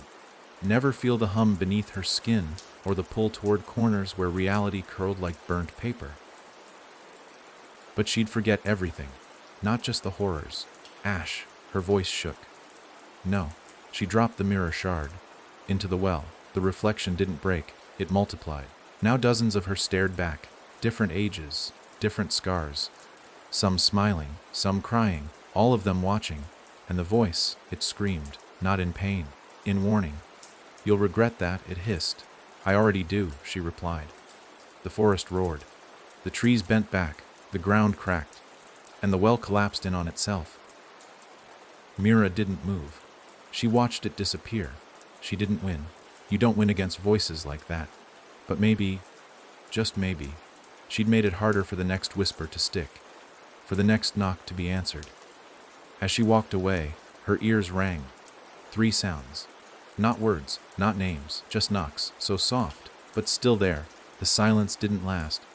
Mira thought destroying the well would muffle the voice, bury it, even. But the world had changed. Or maybe she had. It wasn't that the name was still being said. It was that it didn't need to be said anymore. It had imprinted itself on the wind, on the rhythm of tires over gravel, on the spaces between syllables in everyday speech. It had become something worse than spoken. It had become remembered, and remembering gave it teeth.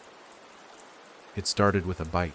A woman in Iowa claimed a shadow bit her husband's hand while he reached for a light switch. A week later, a teenage boy was hospitalized in North Carolina with a crescent-shaped wound across his cheek. No physical attacker, no memory of pain. Only the echo of a voice that repeated the same phrase. You heard it too, didn't you?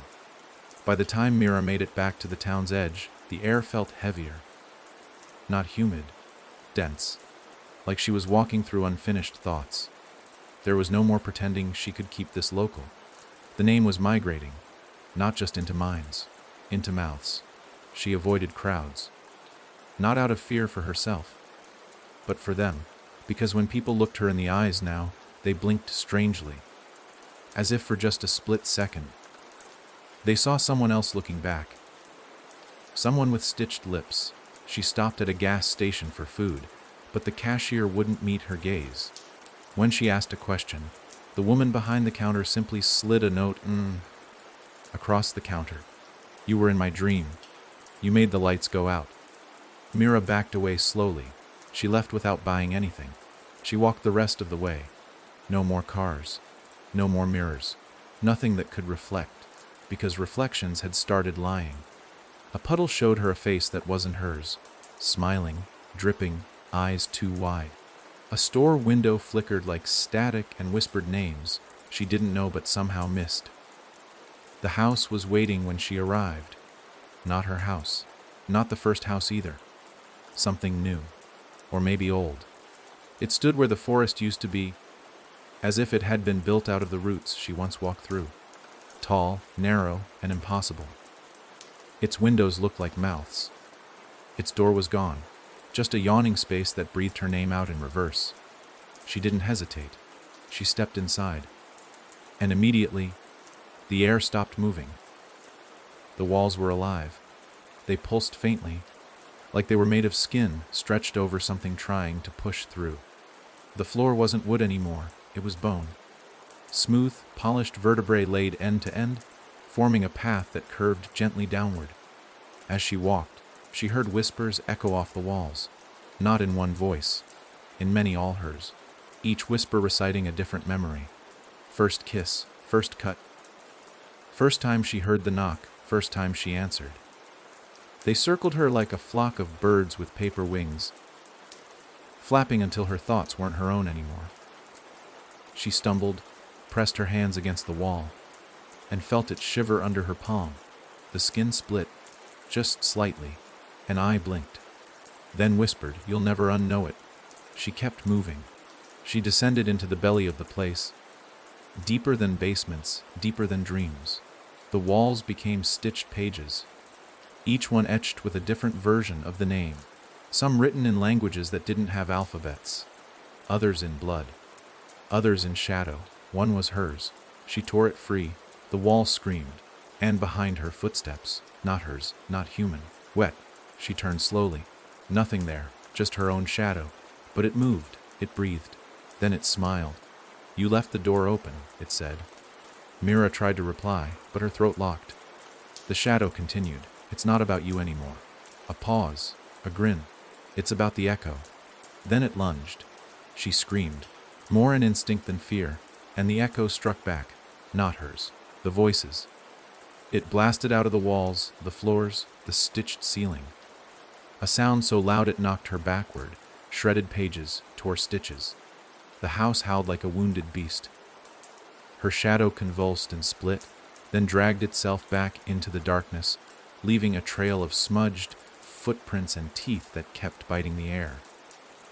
When she stood, the room had changed. It wasn't a hallway anymore. It was a theater. Rows of red seats, a velvet curtain, a stage with a single microphone, and in every seat, herself, hundreds of versions, different ages, different wounds, some missing eyes, others missing mouths, all watching her. She stepped onto the stage. The microphone buzzed. A spotlight flickered on. The audience leaned forward in perfect sync. The air tasted like copper and endings. And then, the microphone whispered, "Speak the name." Her lips moved. She didn't mean for them to, but they did. One syllable escaped. The room shuddered. A second. The lights dimmed. A third. The versions in the seats began to bleed from the eyes. She stopped. The echo screamed. But Mira smiled, because in that moment she realized the name wasn't a curse. It was a lock, and only she had the key. If she spoke it in full, she wouldn't release the voice. She'd trap it. The name wasn't meant to free the echo. It was meant to seal it. One last time. Forever. She took the mic, closed her eyes, and prepared to say her own name. All of it, even the parts that weren't hers anymore. Even the parts that remembered too much. Because if the echo had teeth, then she would be the silence that bit back. Mira didn't speak it all at once. She couldn't. The name wasn't just sound. It was weight. Every syllable felt like lifting something ancient off her chest. The microphone trembled under her grip, warm and humming, like it wasn't plugged into anything at all, but still fed power directly from the walls, the floor, the stitched ceiling. The versions of herself in the audience sat still, bleeding silently from their eyes, mouths agape but unmoving, as though they were waiting for permission to scream. She took a breath, though it burned to do so. The first syllable she'd spoken already buzzed in her bones, rattling the teeth in her jaw like glassware in an earthquake. Her shadow on the stage behind her writhed, still cracked open from the last confrontation. But now it wasn't mocking her. It was mimicking her. It stood upright, matched her breath. It was ready. The second syllable felt like biting into ice. Her throat turned raw as if sandpaper scraped her from the inside. Her ears popped. The room responded instantly. Every version of her in the seats jerked in perfect unison. A soft rumble began to rise, low and slow, not from the ground but from them. The copies began to murmur, each one chanting the same syllables she'd spoken so far. In perfect pitch, in perfect harmony, a chorus of hers. The third syllable tasted of metal and something worse, memories, not hers, not entirely. They flashed behind her eyes like film on fire, a hand pushing open a door. A man with no mouth knocking against a mirror with his forehead. A girl digging something from her own skin, crying quietly as she bled onto pages that wrote themselves.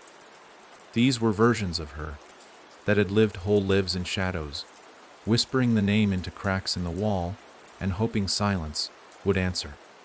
She wavered. A fourth syllable loomed at the edge of her tongue, but her lungs convulsed. The air felt too thick now. Breathing was like drinking oil. The microphone buzzed louder, deeper, now echoing her heartbeat, sensing with it, feeding off it. The stage lights turned red. Not from bulbs, but from heat. The place was catching fire from inside itself. Then came the fifth, and everything shifted, not exploded, not collapsed, shifted. The theater peeled back. The walls didn't fall, they retreated, pulled themselves away like curtains hiding the truth. The audience dissolved, leaving streaks of red that sizzled on the seats. And beyond that, beyond the illusion of space and form, Mira saw it. The voice. Not shaped like a person. Not shaped like anything the mind would willingly understand. But it had form. A mass of mouths, none of them speaking. All of them waiting. It hovered, wrapped in hair and cloth and bone, and blinked at her with eyes that weren't eyes, just holes that dripped shadows. It hovered where the theater had been, pulsing with a rhythm that did not belong in time.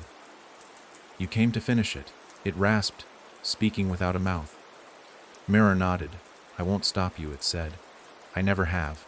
I only ask. Ask what? She whispered, voice fraying like thread. Who are you without me? The question stopped her cold, not because she didn't know, but because she did. For so long, Mira had been chasing the voice, the name, the door, the echo, thinking it had ruined her life, taken ash, poisoned the world. But now, faced with the thing itself, the truth glared back like a cracked mirror. She wasn't just the victim. She was the host. She had kept the name alive, spoken it when she should have stayed silent, chased the whispers when others turned back. She had become the voice's path, not by force, by choice, because knowing was easier than forgetting. Painful truth felt better than a comfortable lie, and now she stood at the end of it. The voice pulsed again. You can finish the name, it said, and me, but the silence will be yours, and it will not let you go. She thought of Ash, of the house, of every door she had opened when she should have walked away. Then she closed her eyes and spoke the final syllable.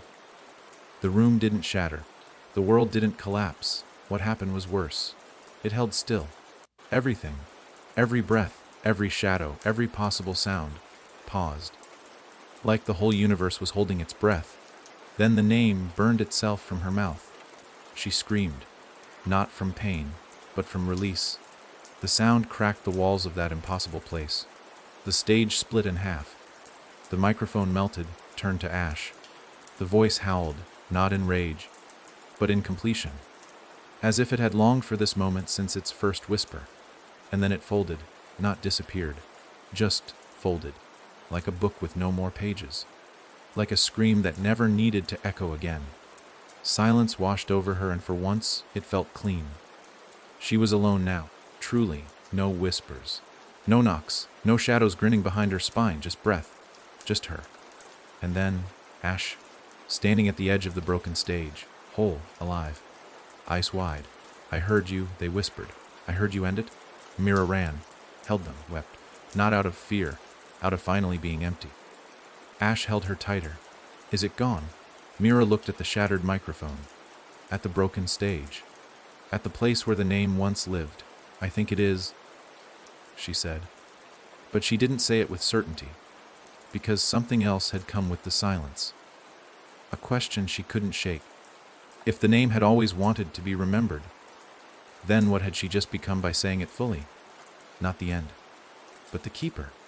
It was over, or at least, that's what Mira told herself as she and Ash walked back from the edge of that place where time bent like heat and words could kill. The air felt cleaner, now the sky more honest. No whispers in the trees, no humming in her chest.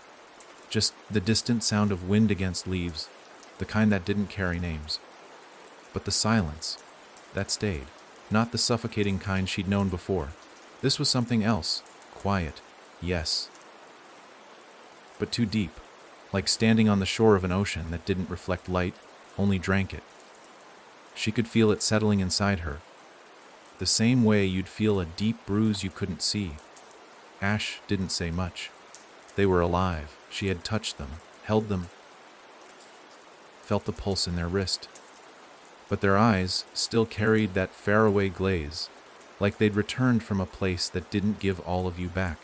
Still, they smiled. They followed. Mira didn't ask what they remembered. She wasn't sure she wanted to know. Back in the town, things seemed almost normal. People walking dogs, stores open, the usual low hum of life returning to its rhythm. And yet, Mira noticed small things. The mailbox that had two shadows, the child drawing spirals in chalk that erased themselves as soon as she blinked.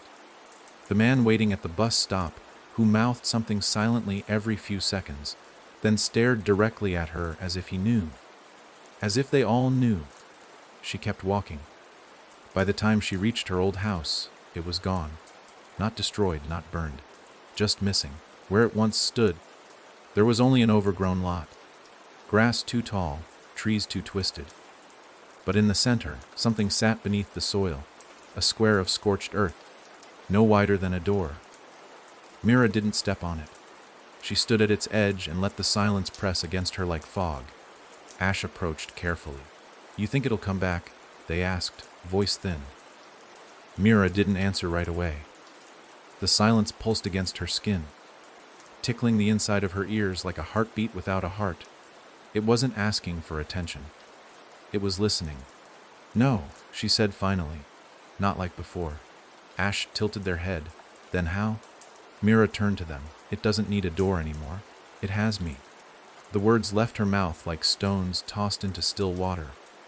Ripples passed through the air, almost invisible, but Ash noticed. They flinched slightly, not in fear, but recognition. You're carrying it. Mira nodded. She didn't want to be. She didn't choose it. But when you speak the full name of something born from silence, something that old and unfinished, you don't walk away the same. You become its vessel, its echo, its reminder, its keeper. That night, Mira didn't sleep, not because she couldn't, because she wasn't allowed. The silence inside her didn't rest. It coiled like a serpent around her spine, wrapped itself in her breath. She sat on the floor of a borrowed apartment, one that didn't belong to her, but had been offered by someone who didn't ask questions, and stared at the blank wall.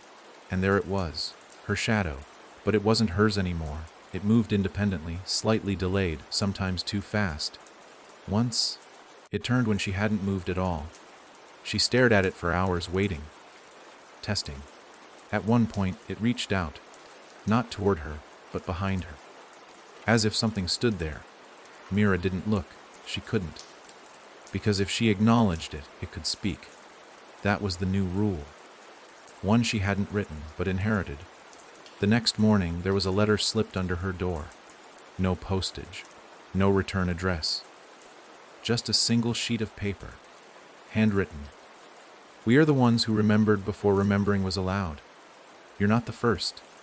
But if you're strong, you might be the last. Underneath that, you'll need to start listening to the silences between words. She crumpled the page. but didn't throw it away, because she'd already started to hear them. Little gaps in conversation, between syllables. Pauses that held more than the words around them. She overheard a man in a cafe ask for coffee, and between please and thanks, there was a whisper. She couldn't make it out, but it tasted of dust. In a grocery store, a child cried, and their sobs rhymed with the name.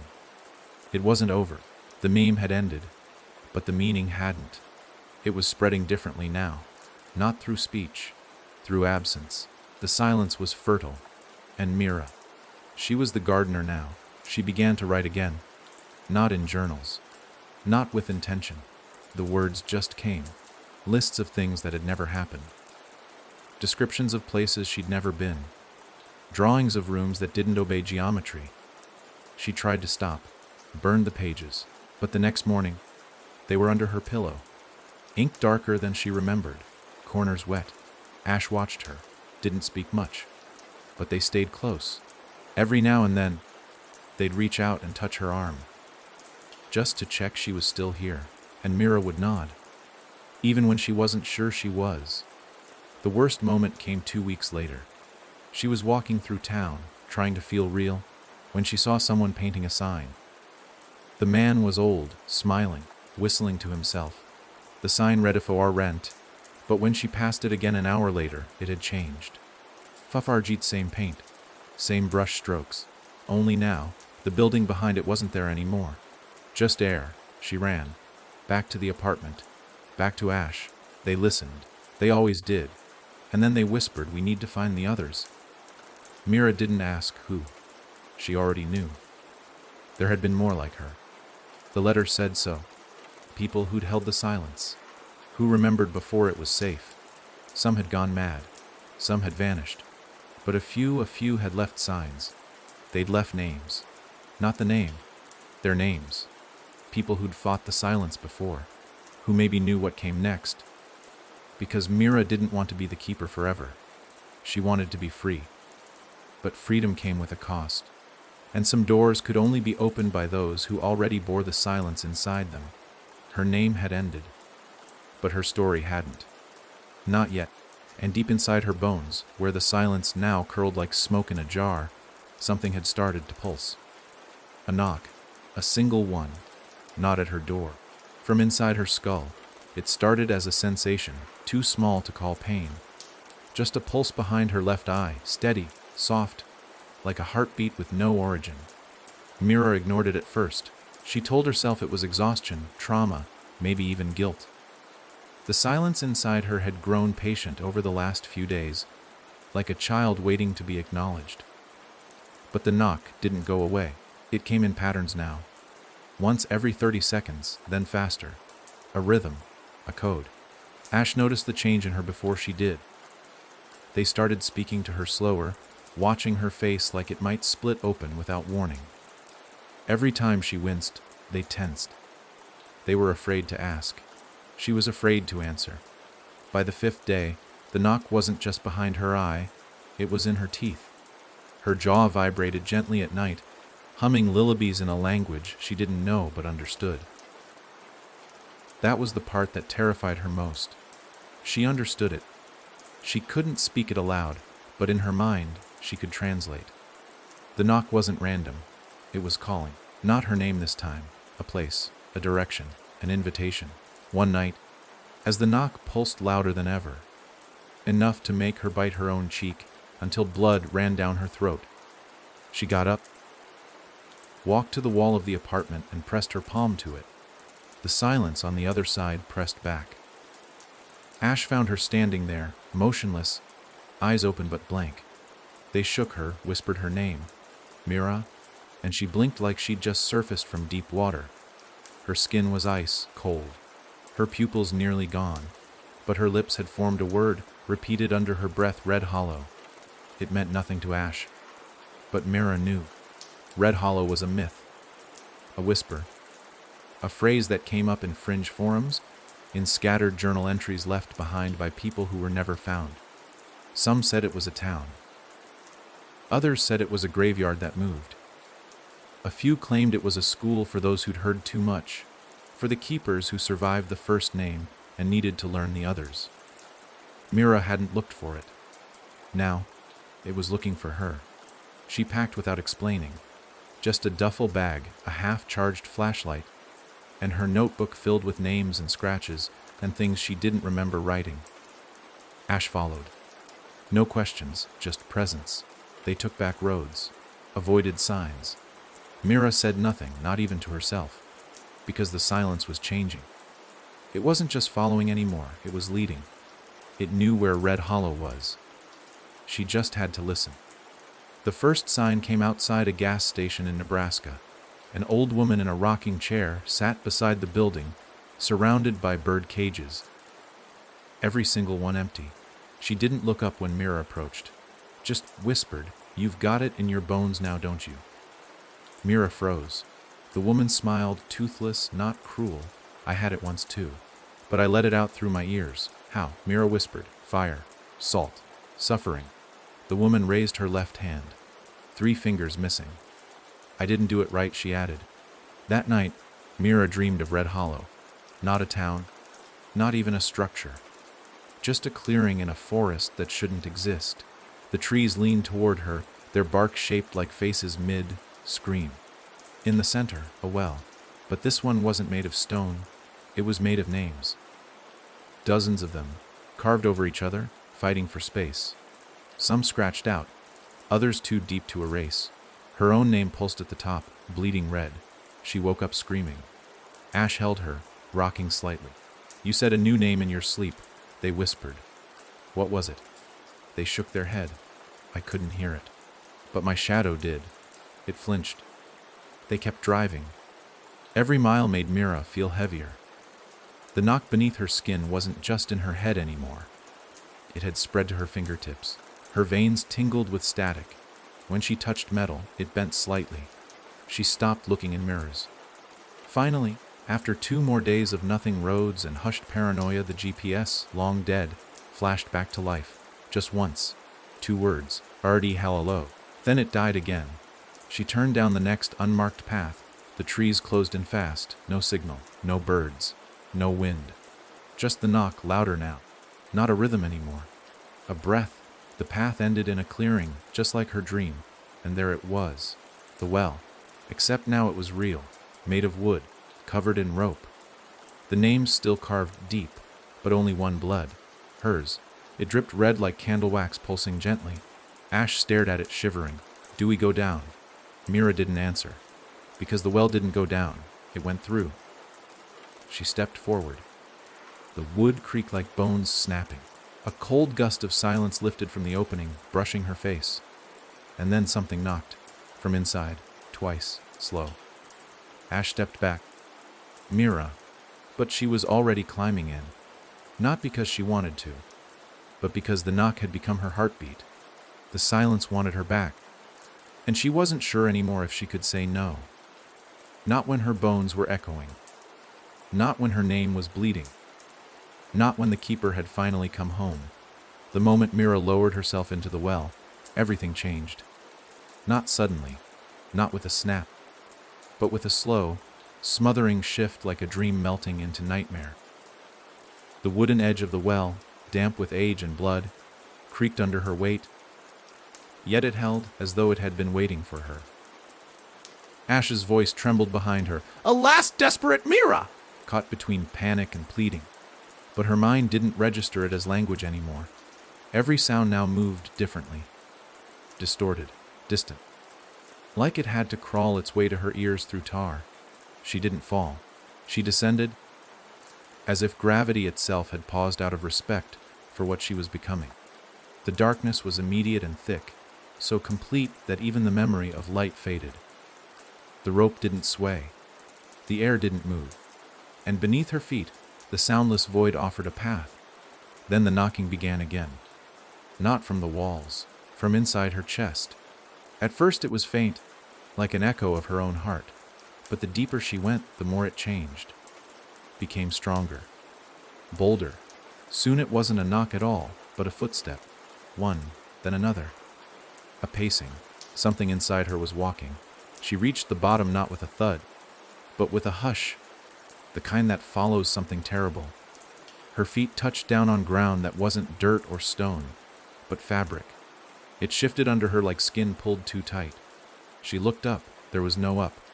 The mouth of the well had vanished. It was just black now. Open, infinite, swallowing. Ash was gone. She wasn't alone. Not truly. The silence walked with her. She could hear it, feel it, next to her, always one step behind, mimicking her every move. Not mocking. Studying. Like a child trailing a parent it didn't understand. It breathed without lungs, a soft, steady inhale that bent the space around her. Her flashlight flickered, but she didn't bother pointing it forward. There was no forward. The path didn't go in directions. It folded. At one point, she passed herself. Not a reflection, not a dream, a version of her, pale and hunched, eyes missing, skin wrapped in thread like someone had tried to stitch her whole. That mirror didn't speak, just tilted her head and whispered without lips, I told them the name too, then vanished into the dark. Mira walked faster. The path widened suddenly into a room, circular, pulsing like a womb. Every wall was covered in names, some written in blood, others in what looked like mold, fungus, shadow. One pulsed like it was breathing. Her name was there again, bigger this time. It wasn't carved. It was grown, as if the silence had fed on it. Do you know why you're here? Asked a voice behind her. She turned. No one. But the air had changed. Thicker now. Smelling of old paper and rot. Because you listened too long, the voice said again, and now you can't stop. It wasn't a threat. It was a fact. You should have drowned it when you were young, before it learned to crawl. Mira's knees buckled. She dropped to the ground. Her breath came in short, jagged bursts. The silence pressed in, tighter than ever, curling around her head, slithering between her thoughts. She gritted her teeth. No, she whispered. I didn't bring it. It brought me. The silence stopped. For the first time, she felt it hesitate. Then it spoke, not with words, with her own thoughts. You are wrong. Suddenly, the room tore apart, not exploded, peeled. Layers of space unzipped, revealing corridors beneath corridors, staircases that looped in on themselves. She was in a maze now, and every hallway had a version of her standing still, repeating fragments of memory she had forgotten. Mira, one said, don't open that door. Don't look in the water. Don't answer when it calls from the mirror. Don't speak if you don't know what you'll become. They weren't warnings anymore. They were reminders.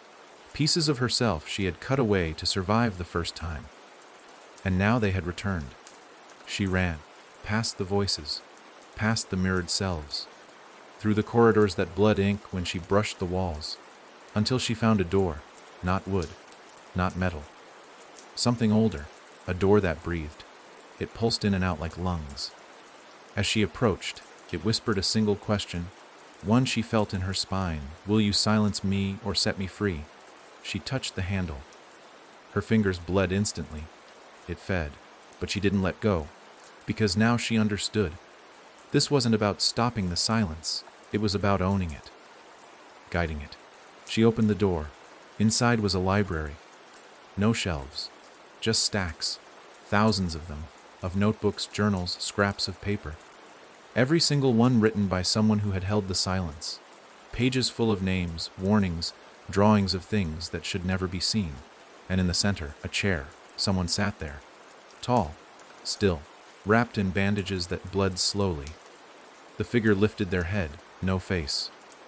Just a mouth stitched shut, and in their lap, her own notebook. They reached out, offered it back.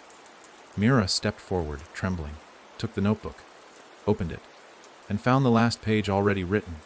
The silence never wanted to kill you. It wanted a voice. Now it has one. As she read the sentence, her mouth began to move.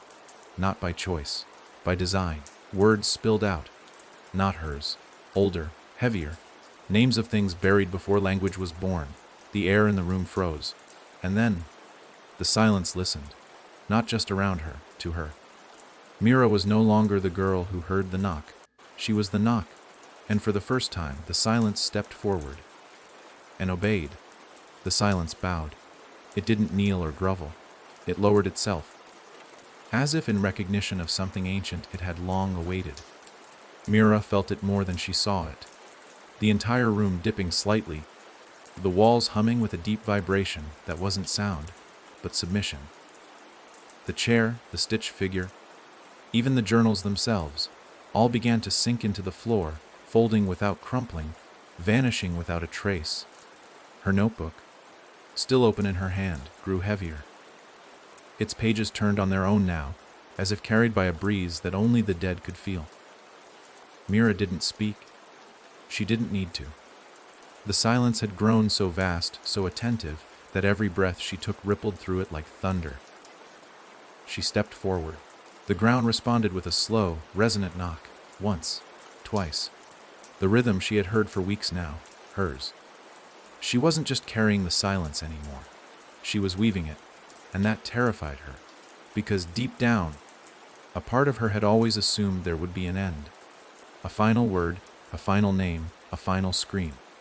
But now she realized the truth: the silence didn't want an ending. It wanted shape. And Mira had just become its mouth. As she moved deeper into the library, turned labyrinth, the space shifted around her like it was listening to her footsteps. Walls rose and collapsed. Doors opened before she touched them. Shadows moved ahead of her, casting warnings in their jittery dance across the floor. She passed by rooms filled with things she couldn't bear to name. Portraits that bled from the eyes, windows that showed events she had never lived, but remembered viscerally, teeth floating in jars that whispered her name backward. Somewhere in the maze, a whisper began to follow her. Not the silence. This was someone else. A second presence. Mira turned a corner and came face to face with a child. No older than 7. No face. Just smooth skin stretched across their head, as if the idea of features had been forgotten halfway through creation. But they held a string, thin, red, pulsing, and at the end of it, something dangled. A key. Not metal, not even solid.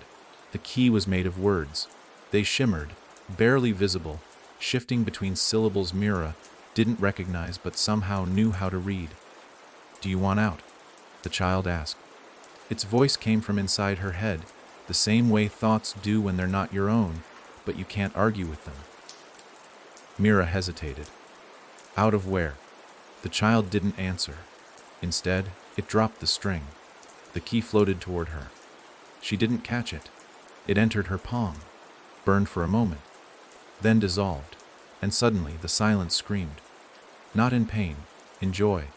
It flooded through the hallways, filled every crack in the walls, pulsed in and out of her lungs, and with it came words. Not whispered, not screamed, spoken, in her voice, but not from her lips. It recited a language she'd never learned, but had always remembered. And each word summoned a piece of something lost. Ash, standing in the well's clearing, looked up in shock as the sky above them blinked. Not clouded, blinked, like a massive eye hiding behind the blue finally opened. Around them, the forest groaned. Trees shifted, the soil cracked, and a path opened. Not walked before, not carved by hands or machines, but spoken into existence. Mira was bringing the hollow up, not climbing out, raising it, birthing it through the cracks in the world. The silence wasn't content staying underground anymore, and it had Mira as its bridge. Inside the labyrinth, the walls began to fall behind her, not crumble, fade, erased by the very words she now carried in her blood. Every step was a verse, every blink a line. Her heartbeat wrote poems in a language older than the dirt beneath graves. But then, just as she reached the core, where the final room pulsed like a heart still beating underwater, something stopped her. A name. Not hers. Not the silence. Ashes. It echoed in the distance. Screamed, not from pain, from warning. Mira turned, and the path behind her wasn't there anymore. Instead, a mirror stood in its place, cracked, bleeding at the edges, and inside it, Ash, on their knees, mouth stitched shut, eyes wide, surrounded by shadows shaped like people who had forgotten how to be. They reached toward the glass, and Mira understood. The The silence wasn't alone. It never had been. There were others, voices that didn't want form, only devotion. And Ash had stepped too close. Mira reached forward, pressed her palm against the mirror. It breathed, and whispered trade. She pulled her hand back. No. But the whisper returned trade. Then louder, trad. Behind her, the silence shivered, not in rage, in confusion. She had never denied it anything, but this was too much. It wasn't just asking her to speak, it wanted her to choose. Ash or the voice, the silence or the soul, power or love. The silence began to pull at her ribs, eager, desperate. Not malicious, like a child afraid its mother was leaving. It tightened its grip on her tongue, squeezed her lungs, whispered half-finished syllables in her bones. But Mira didn't move. She stared into the mirror and whispered a single word. No. The silence shrieked. Every wall burst into flame. Every shadow screamed in reverse, and the hollow tore open, not gently, like a wound reopened by force. Ash's reflection shattered, and from behind the mirror, a hand reached through, bleeding, shaking, alive. She grabbed it and pulled. Ash collapsed into her arms, coughing blood, eyes unfocused. Their mouth hung open, threads dangling from the corners. They looked up. Mira, they rasped. She nodded, and behind her the silence stopped. Not gone, just waiting. As if it finally understood that it couldn't own her. Not all of her. And for now, that would have to be enough. But in the center of the last room, behind the final veil of shadow, something else stirred. Not silence, not Ash, something older. Something watching, waiting. A voice Mira hadn't heard yet. One that didn't knock. It slithered, and it whispered, "You said no to silence.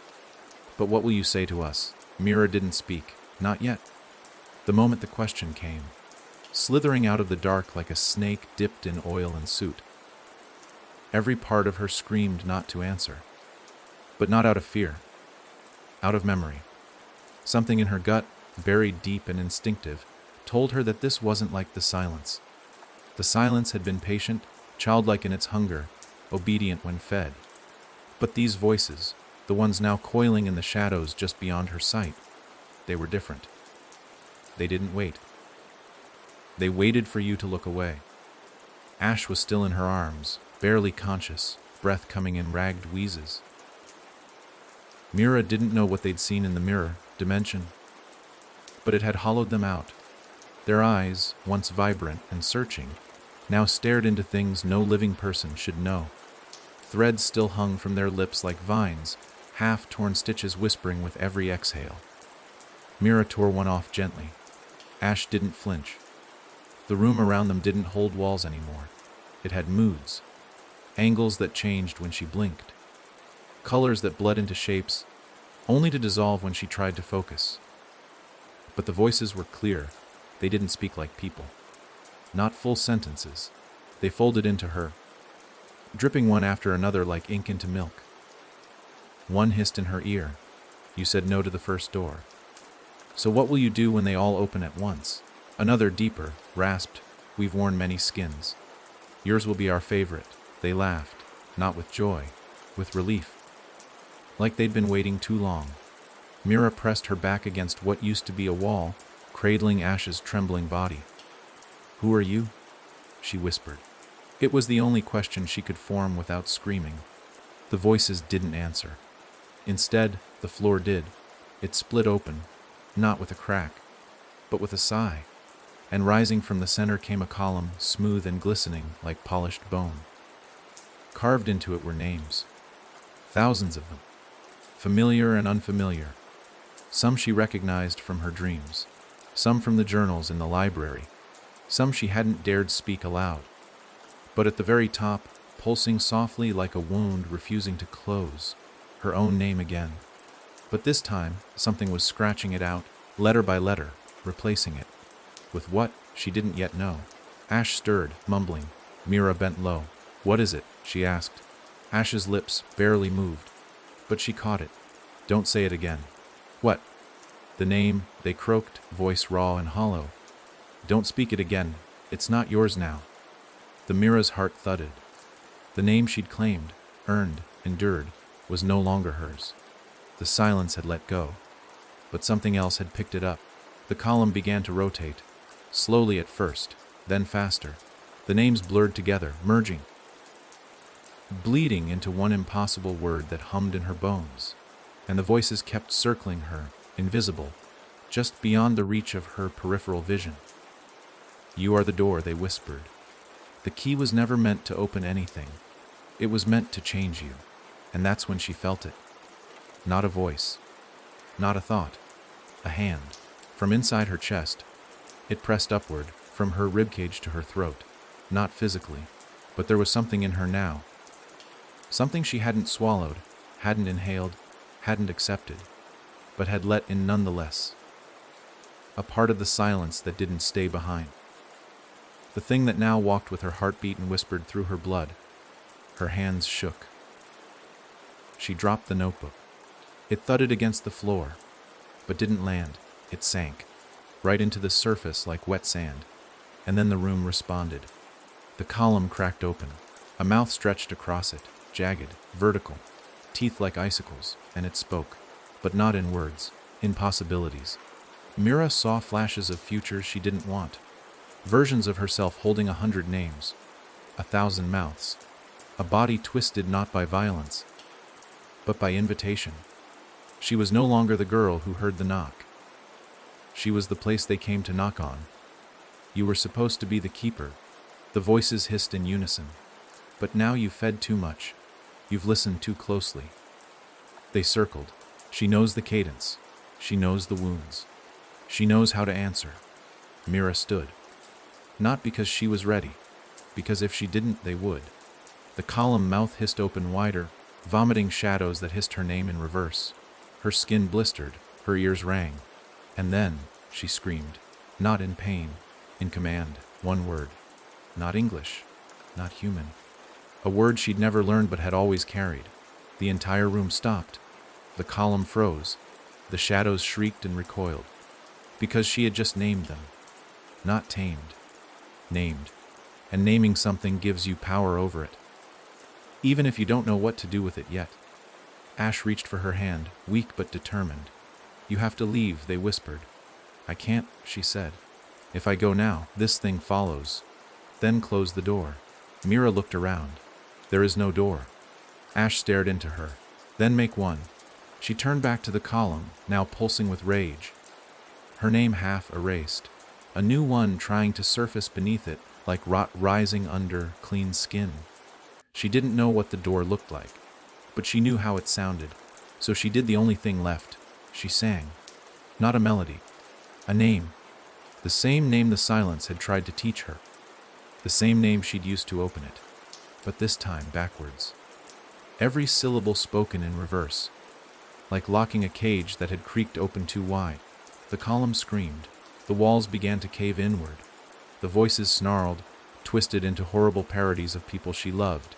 Her mother, Ash, herself. But she didn't stop. She kept singing the name in reverse, louder, until the column cracked, split in half, and the shadows poured out like smoke choking on its own darkness.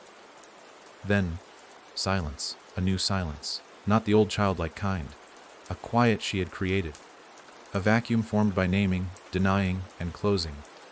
The room disappeared, and she was standing once again in the clearing. The well now sealed with stone. Ash beside her, breathing, alive. Mira dropped to her knees. She touched her chest. The knock was gone, but a new beat had taken its place. Not an echo, not a whisper, a warning. Something deeper had seen her, and now it knew she could name it. It wouldn't forget, and neither could she. The stone that sealed the well was smooth, cold, and impossibly heavy looking. Yet it hadn't been there the day before. It hadn't been placed. It had been decided. Like the world itself had closed its eye, wary from what had clawed through it. Mira stared at it without breathing. Not in awe, not even in fear. Just stillness, like if she moved too suddenly, the stone might remember what she'd done and open itself again.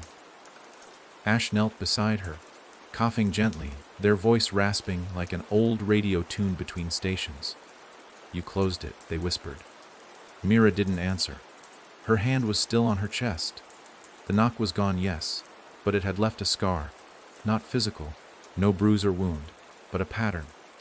A rhythm etched beneath her skin, like something had rewired her bones to pulse, to a song that hadn't yet been finished. A song only a few people in the world had ever heard, and fewer had survived. The clearing around them was quiet. Too quiet. The kind of quiet that doesn't belong to nature but to something watching. The trees stood too still. The air was too still. No birds, no bugs. Even the breeze refused to touch her. Like the world was holding its breath around her, unsure if she was still one of them, or something else entirely. Ash placed a shaky hand on her shoulder. We need to leave. Mira looked at them, and for a moment, something behind her eyes flickered. Not recognition. Memory. Something she had seen in the maze. Another version of Ash. The stitched-mouth Ash. The one who had screamed warnings without sound. That image still echoed behind her vision, and it made her grip tighten around the notebook now resting in her lap. "We can't," she said, her voice low. Ash blinked. "Why?" "Because someone's coming." It wasn't a guess, it was certainty. As though the very air had whispered it to her spine. Ash turned to look, but the woods remained empty. Mira stood slowly. Her knees trembled, not from exhaustion, but from something worse, anticipation. She knew this feeling. It was the same one she'd felt the night she first heard the knock. The same one she'd felt when she spoke the name for the first time. Something was threading itself toward her, slowly, carefully. And it was carrying others. "They've heard," she said, more to herself than to Ash. "The ones who listen from below. The ones who never speak, only record." "Record what?" Ash asked, confused. "Us." Ash's confusion deepened, but Mira didn't clarify, because she couldn't. Not completely. Some truths were meant to stay between your ribs, buried beneath layers of instinct and denial.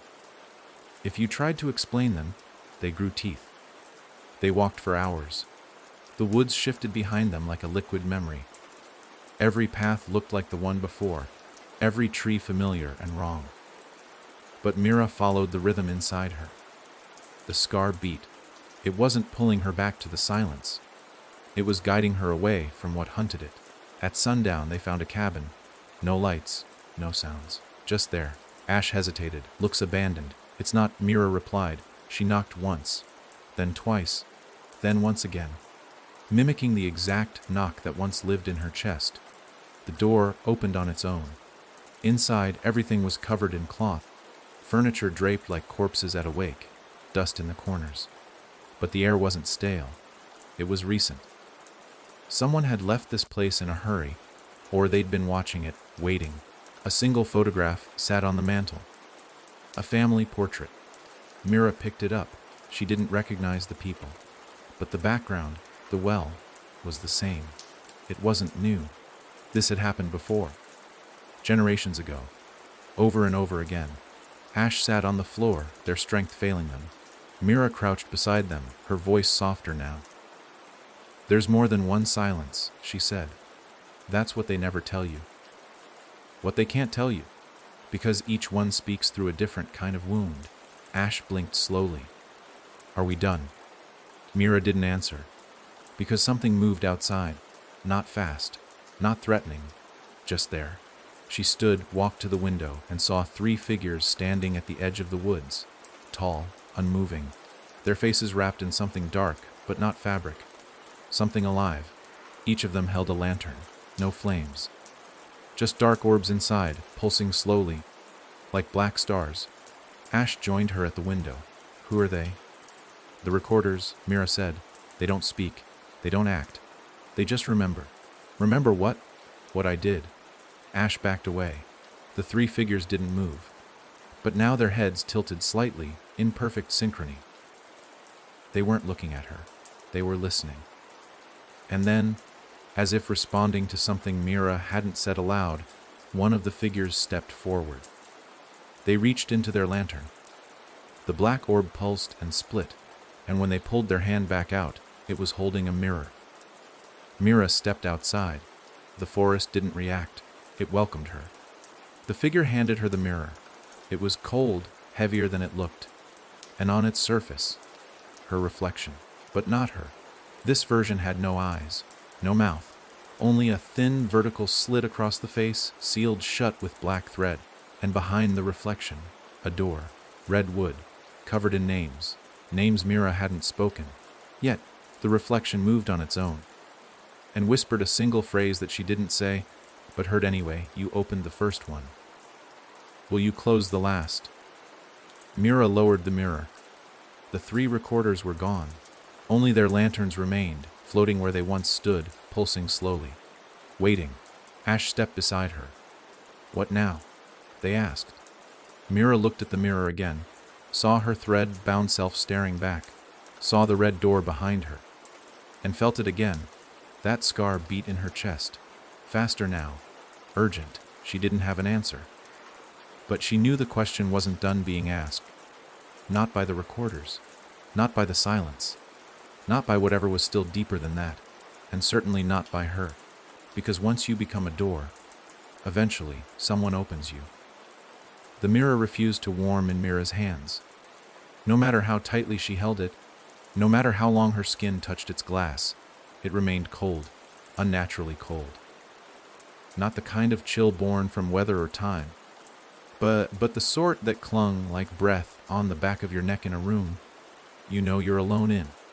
The reflection still pulsed the slit-faced version of herself standing before the red door, unmoving, as if frozen mid-thought.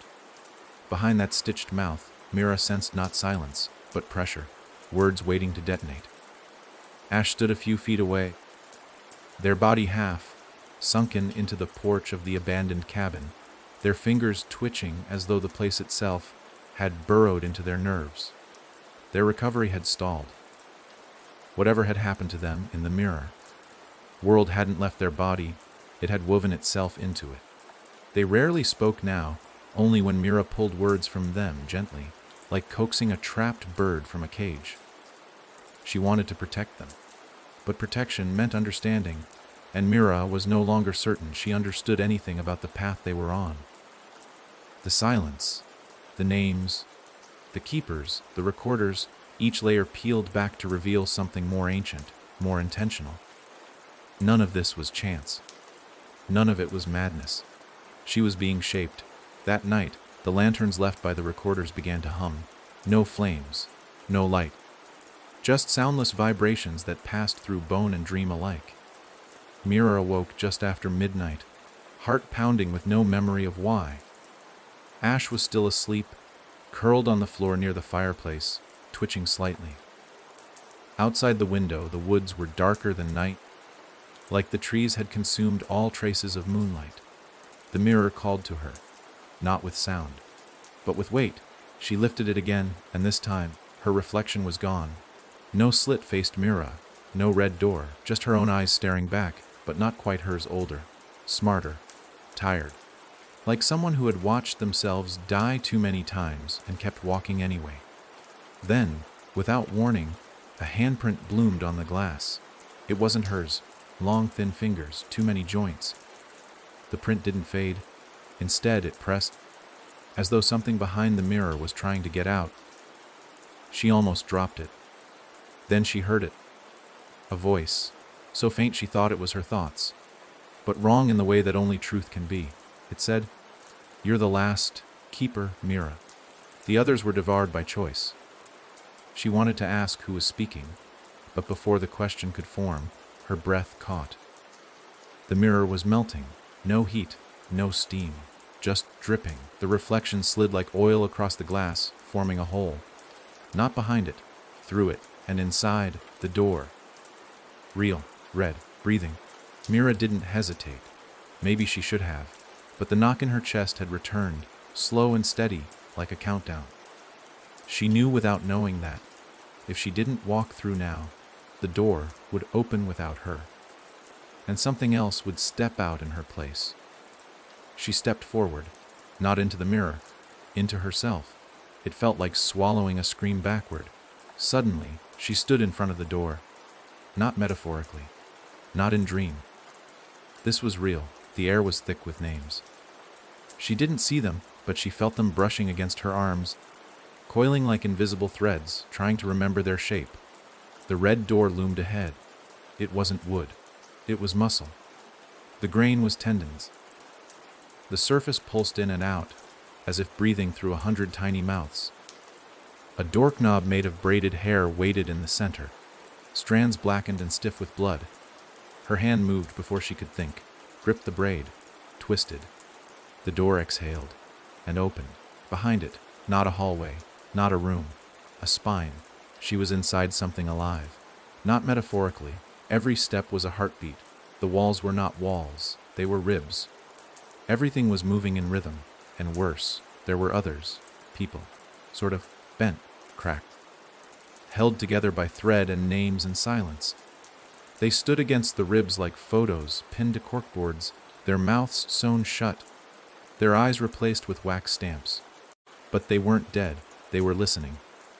Mira walked past them, her pulse matching the rhythm of the breathing walls. One figure turned its head slightly toward her, wax eyes glinting. "Do you remember me?" it asked, not aloud, but inside her bones. She paused, stared, and felt something give way in her mind.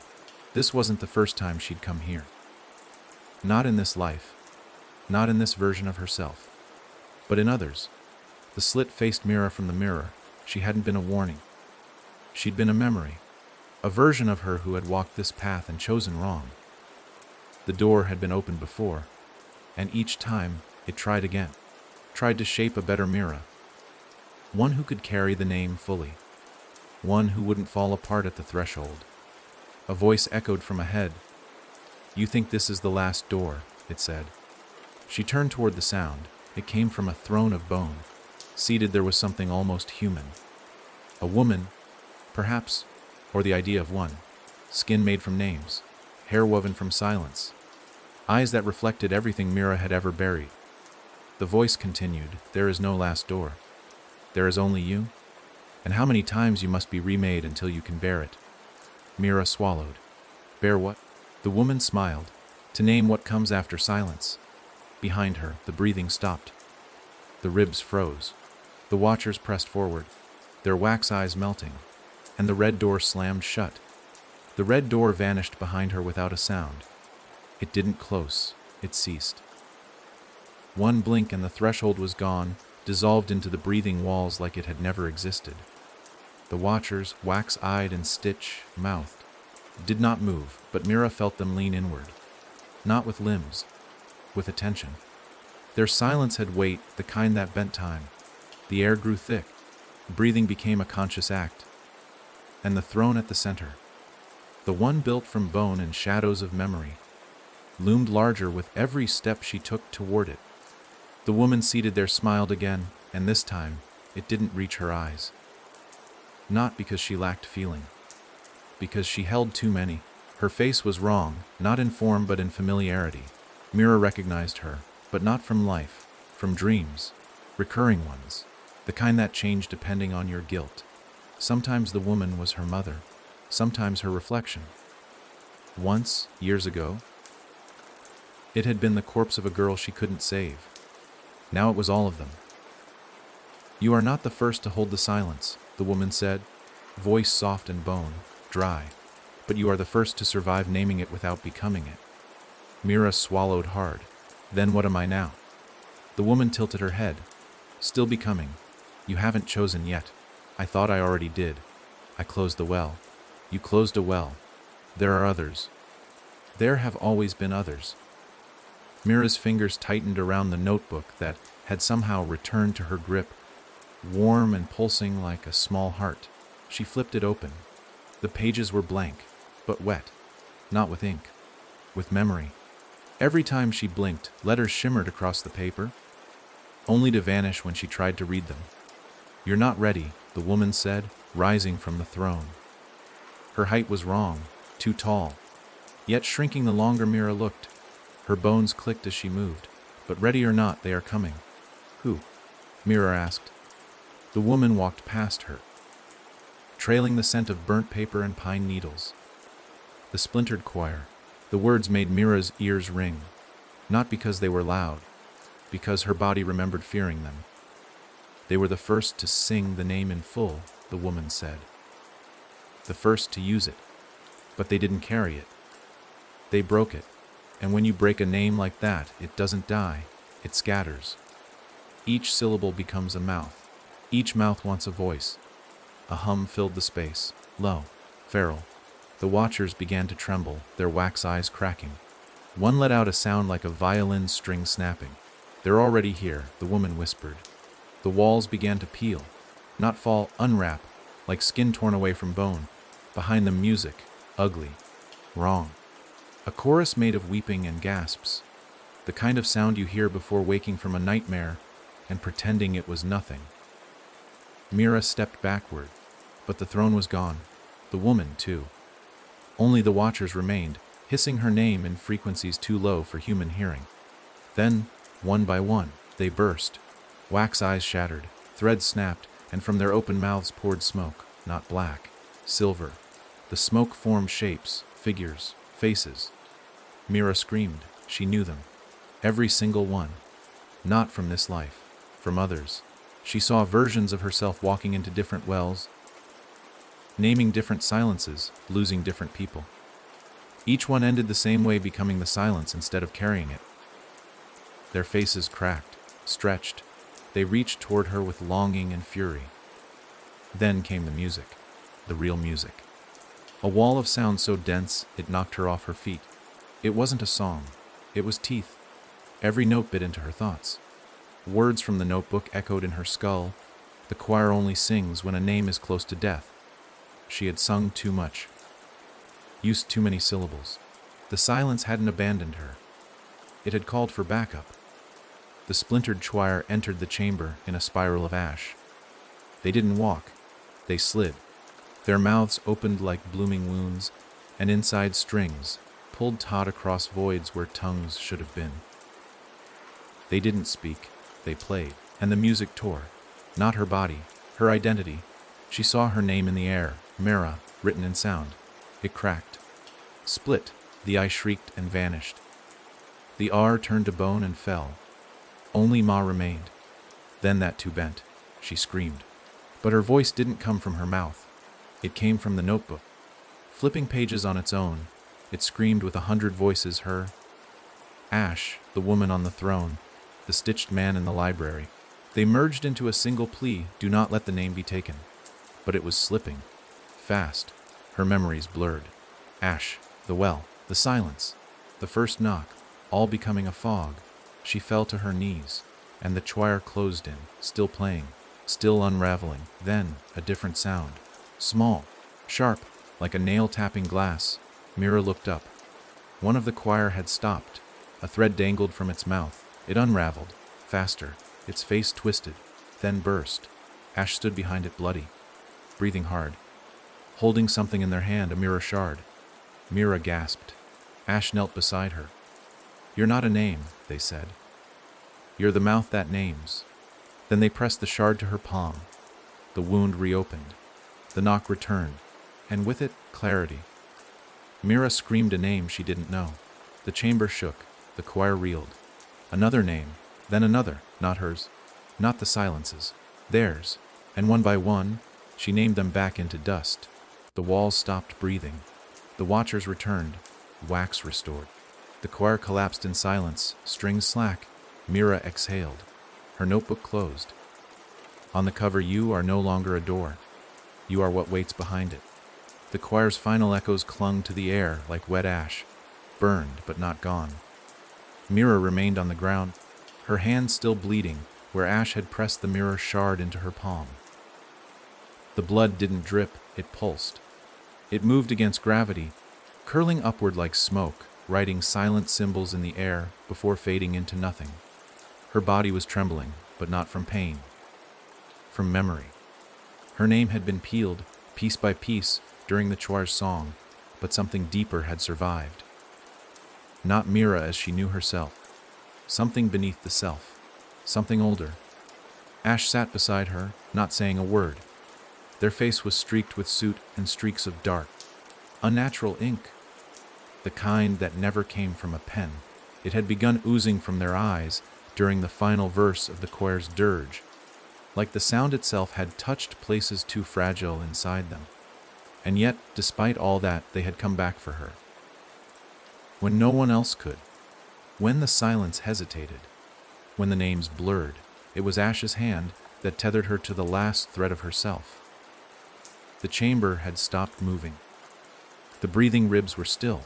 The watchers had returned to their positions, eyes waxen, mouths resealed. But the room was not empty. A door appeared where the red one had vanished, smaller this time, simpler. Wooden, no symbols, no breathing panels. It looked out of place, like it belonged to a farmhouse or a forgotten bedroom. But it radiated familiarity, the kind that unsettles. The kind that makes your spine straighten with the creeping thought, have I been here before? Mira stood on legs that felt too light. The knock in her chest had quieted again, but not entirely. It no longer tried to lead her. It waited, pulsing softly like a metronome beneath thought. Ash looked at the door and whispered, "That's not a way out." "No," Mira said, her voice steady despite the ringing in her ears. "It's a way in." They approached it together. When she opened it, she didn't step into another world, or another horror, or another puzzle of bone and silence. She stepped into a room, 4 walls, a single chair, a desk, a bed, a mirror on the far wall, facing her. It was hers. She knew this place. Knew the smell of the old wood, the sound the floorboards made beneath her feet, the way the dust swirled in the morning light. It was the room she'd grown up in. Except, she hadn't seen it in years, and certainly not since the first knock. "How is this here?" Ash whispered, afraid to breathe too loud. Mira didn't answer, because she wasn't sure this wasn't just a memory, but it had weight, gravity. She walked forward and touched the desk. The wood was worn where her elbows had rested as a child. The dent in the floor by the bed, where she'd dropped a lamp during a tantrum at 16, was still there. Every part of this room remembered her, and the air felt thick with expectation. Not just that she was here, but that she'd come to finish something. She turned to the mirror. Her reflection was off. It moved slower than she did. It blinked wrong, and behind it, a figure. Not Ash, not the silence, someone else. A man, tall, with a stitched mouth like the others, but his stitches had been cut, dangling loose. His smile was too wide, too clean, like it had never been used properly. Mira froze. "I know you," she said before realizing why. The man behind the mirror tilted his head. Ash approached slowly. "Is that? It's the first?" Mira whispered. The stories in the journals, the etchings in the walls of the forgotten library, the stitched warnings in blood, they all mentioned him. The first to speak the name completely, the one who shaped the silence, and the one who refused to become it, and lost everything else instead. The first raised his hand, pressed it against the other side of the glass. Mira stepped closer, matching his movement, their hands aligned mirror to mirror, and she felt it. Every mistake, every loss, every version of her that had failed before. This man, this version, had been her once. In another cycle, another doorway, another decision. He hadn't survived as Mira. He had become the foundation, the origin of the House of Silence. The voice that screamed backwards when no one was left to remember what it sounded like right. "I don't want to become you," Mira said, and the first smile widened, and he shook his head. Then mouthed the words, "You already are." The mirror cracked. Not shattered, cracked. One long split running from corner to corner. Ash pulled Mira back just as the wall behind the mirror began to bleed. Not blood, ink. Words. Thousands of them. Streaming from the wall like veins bursting open. They poured onto the floor, snaking toward her feet. Each word was a name. Each name had once been a person. Each person had once heard the knock. Mira dropped to her knees, hands in the river of letters. They writhed, tried to climb her arms. She let them. And when they reached her chest, they stopped, waited. Ash knelt beside her. "You don't have to carry them." But Mira shook her head. "I already do." The words began to sink into her skin, branding her not with pain, but with memory. She saw them all, the others, the failed Maras, the silenced, the devoured. She wasn't the first, but she was the one who could still choose. The river of ink disappeared. The mirror sealed itself. The room began to dim. Ash helped her to her feet.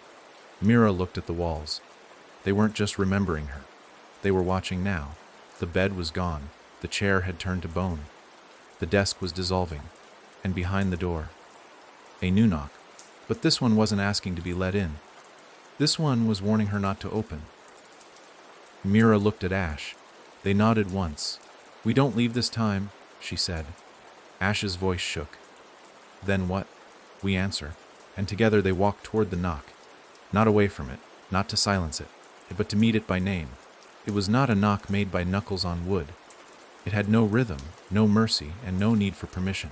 It was deeper, older, like something tapping against the roots of her soul, drumming from the inside out.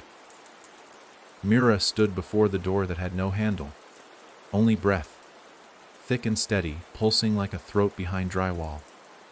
Ash stood behind her, their shadow longer than their body, stretching along the floor like it had intentions of its own. The knock didn't repeat. It didn't need to. It had knocked once, and once was enough to tell Mira. Everything she feared it already knew her answer. Not the one she'd spoken in the red door. Not the one she'd whispered in mirrors or etched into her bones through blood and name work. The knock knew the first answer. The one she had buried long ago, before the silence even noticed her. Before the well, the stitches, the song. Before the idea of being a keeper had ever occurred to her. That answer was simple. Raw? Yes. She had said yes before she even knew what the question was, and now the knock had come to collect. "I can't open it," she said aloud, though she wasn't sure if she was trying to convince Ash or herself. Ash stepped closer. Their voice was quieter than a breath. "You already did." Mira felt it then, in her spine, in the marrow of her fingers. The door wasn't waiting to be opened. It was remembering being opened. Her body was just catching up to the moment it had already lived. The frame around the door began to crack. Not crumble, not break.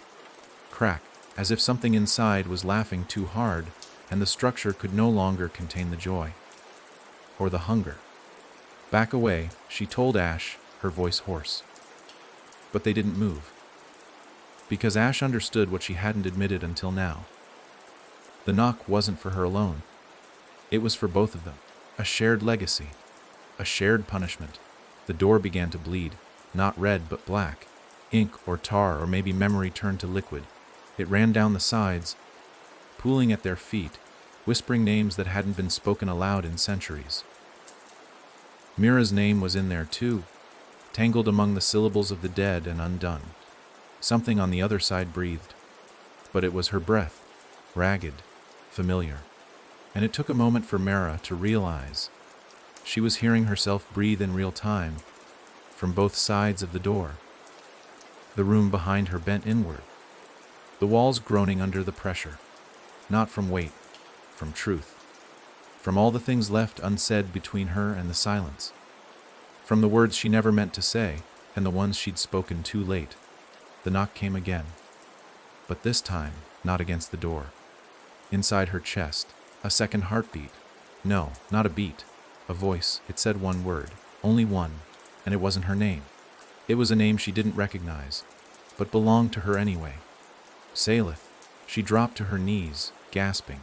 That word, if it was a word, slid into her like a shard. Not painful, just correct. Like it had always been missing, and now clicked into place behind her ribs. Ash grabbed her shoulders, trying to pull her back, but Mira's body had changed. It was humming with that sound, her skin slightly transparent now, showing faint outlines of things that didn't belong to this world, eyes where bones should be, script where veins once were. "I remember," she said. "What?" "I remember the first door." Ash blinked.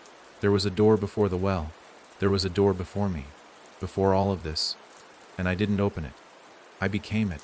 That was the knock's truth. The silence wasn't seeking another keeper. It was reclaiming its source. And Mira had never truly been a girl. She had been its answer. Ash staggered back. "You're not saying..." Mira stood slowly, her hands leaving trails of light through the air. "I wasn't chosen. I escaped." It came back to her in fragments. Screams swallowed by wind. Names burned into the skin of forgotten worlds. A tower made of mirrors and sorrow. She had been a door. She had been the first.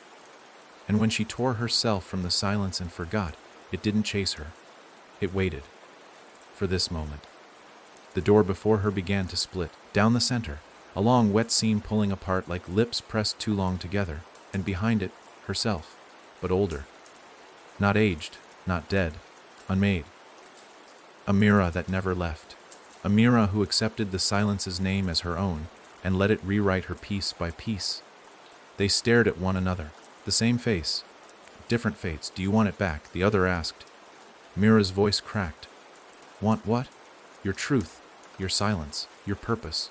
Ash screamed, "Don't listen!" But it was too late. The original Mira stepped forward. No feet touched the ground. She simply moved. She raised one hand and held it palm up. There, resting in her center, was the true name, not just a word. A key, formless, alive, screaming in its sleep. Mira's body split in two directions. One leaned toward the key, one leaned toward Ash. And between them, the knock pulsed again, louder, hungrier. Then Ash did something unexpected. They stepped between her and her other self. Took the name, held it, and blood. Instantly. The scream of the key filled the room, and Ash fell, eyes burning white. "No," Mira shouted. But Ash smiled through it. Their skin cracked. And they became the seal, not the door, not the key. The thing that holds both apart. The name froze. Mira dropped beside them, shaking. Ash's voice came through the cracks of their skin. "Remember who you were before you knocked." And then they stopped moving. The room collapsed into silence. True silence. No knock. No heartbeat. No breath. Just memory. And Mira, alone, holding what was once a person. Now a name. A seal. A sacrifice. She looked at the door. It was gone. But she knew better. Doors like that never leave. They wait. There was no explosion. No crack of thunder or cinematic swirl of shadow. The silence didn't arrive. It settled. Like dust on untouched shelves. Like snow on a grave. Mira remained still, clutching Ash's body that was no longer quite a body, no longer fully flesh. It was warm and rigid. Not with death, but with purpose. They had taken in the name, the true name, and with it, they had chosen to be the thing Mira had spent her entire life resisting, the seal between meaning and madness. Her fingers trembled as she brushed their cheek, skin pale, and cracked like porcelain scorched by memory. Their eyes were closed, but not peaceful. Behind those lids, something still moved, flickered, fought. Ash wasn't gone, not completely. They had become part of something older than either of them, something that didn't destroy what it consumed. It transformed it. And Mira knew it too well, because it had tried to do the same to her. The walls of the memory room were no longer wood and dust and old grief. They shimmered, flickering between layers of her past, the well, the stitched man, the red door, the maze of mirrors. Her childhood bed blinked in and out of existence beside a hallway made of screams. The silence was pulling everything inward, condensing her reality into a single point. One question: had she ever been anything else but this? She stood slowly. The ground beneath her soft like breath. She couldn't see where the room ended anymore. It bled into fog, into the outline of more doors, hundreds, maybe thousands, all slightly ajar, all waiting. Behind each, a version of her waiting to be forgotten. Waiting to be erased or remembered depending on the choices she made next. Mira stepped toward the center of the room, where the last knock had echoed, and it came again, not loud, not desperate, just inevitable. Her chest ached in response. The knock lived inside her now, deep and patient, like a second heart that didn't pump blood but memory. It beat in names, in losses, in the footsteps of all who came before and failed. This was no longer about stopping the silence. It was about becoming its shape and choosing what kind of silence she would be. The first door to her left creaked open wider. She didn't need to guess what waited inside. It was a world where she had accepted the first knock, where she wore the silence like a crown, where her mouth never reopened. To her right, another door revealed the price of denying the knock altogether, a world torn open, screaming endlessly in search of a name it could never reclaim. Straight ahead, a door unlike the others. Smaller, familiar, wooden. Ash's voice whispered from somewhere beneath her ribs. That was your door. The original, the one she knocked on first. The one that changed her. But something was different now. There was a figure standing in front of it, her reflection. Not twisted, not distorted. Just her. Before. Innocent. Tired. Afraid. A girl who hadn't yet heard the knock, but had felt its echo waiting just behind time. The two of them locked eyes. And the younger Mira spoke first. You're not supposed to be here. Mira stepped forward. Neither are you. You made the choice, the younger one said. You took the name, broke the cycle. Why come back? Because I finally understand, Mira said, voice low. It was never about stopping the silence. It was about deciding what shape it takes in this world, and who carries it. The younger Mira hesitated, then looked past her to Ash's still form, sealed now in stillness. You're alone again. No, Mira said, shaking her head. I'm the last one left. That's not the same thing. She reached for the door. The younger version didn't stop her, because she couldn't, because this was always the moment. The knock had always been an invitation, but what came next, that was the test. Her hand touched the knob. The door didn't open. It breathed, and then it spoke. A voice made of every name she had ever heard, including her own, including Ash's, including the ones etched in ink, in whispers, in silence. Then speak it, it said. Mira hesitated, because she knew what it wanted. The name, the final name, the one she had been avoiding, even as she claimed to hold them all. It had never been the silence she feared naming. It was herself, her true name, the one she'd lost when she answered the knock. And now, if she said it, if she remembered it, the door would decide. So she whispered it. Not Mira. Not Saleth. Not the keeper. She whispered a name only the silence remembered, one buried so deeply in her marrow it burned her throat to say it. And the door opened. It did not swing, it did not creak, it accepted. Behind it not darkness, not light, but a field, endless, bright, silent. But not empty. Ash was standing there. Whole, smiling. The crack across their skin was gone, but their eyes still held the weight of what had been done. You came through, they said. Mira stepped forward, her feet meeting grass that remembered every name. I remembered, she said. I chose. Ash reached for her hand. What are we now? Mira looked at the sky.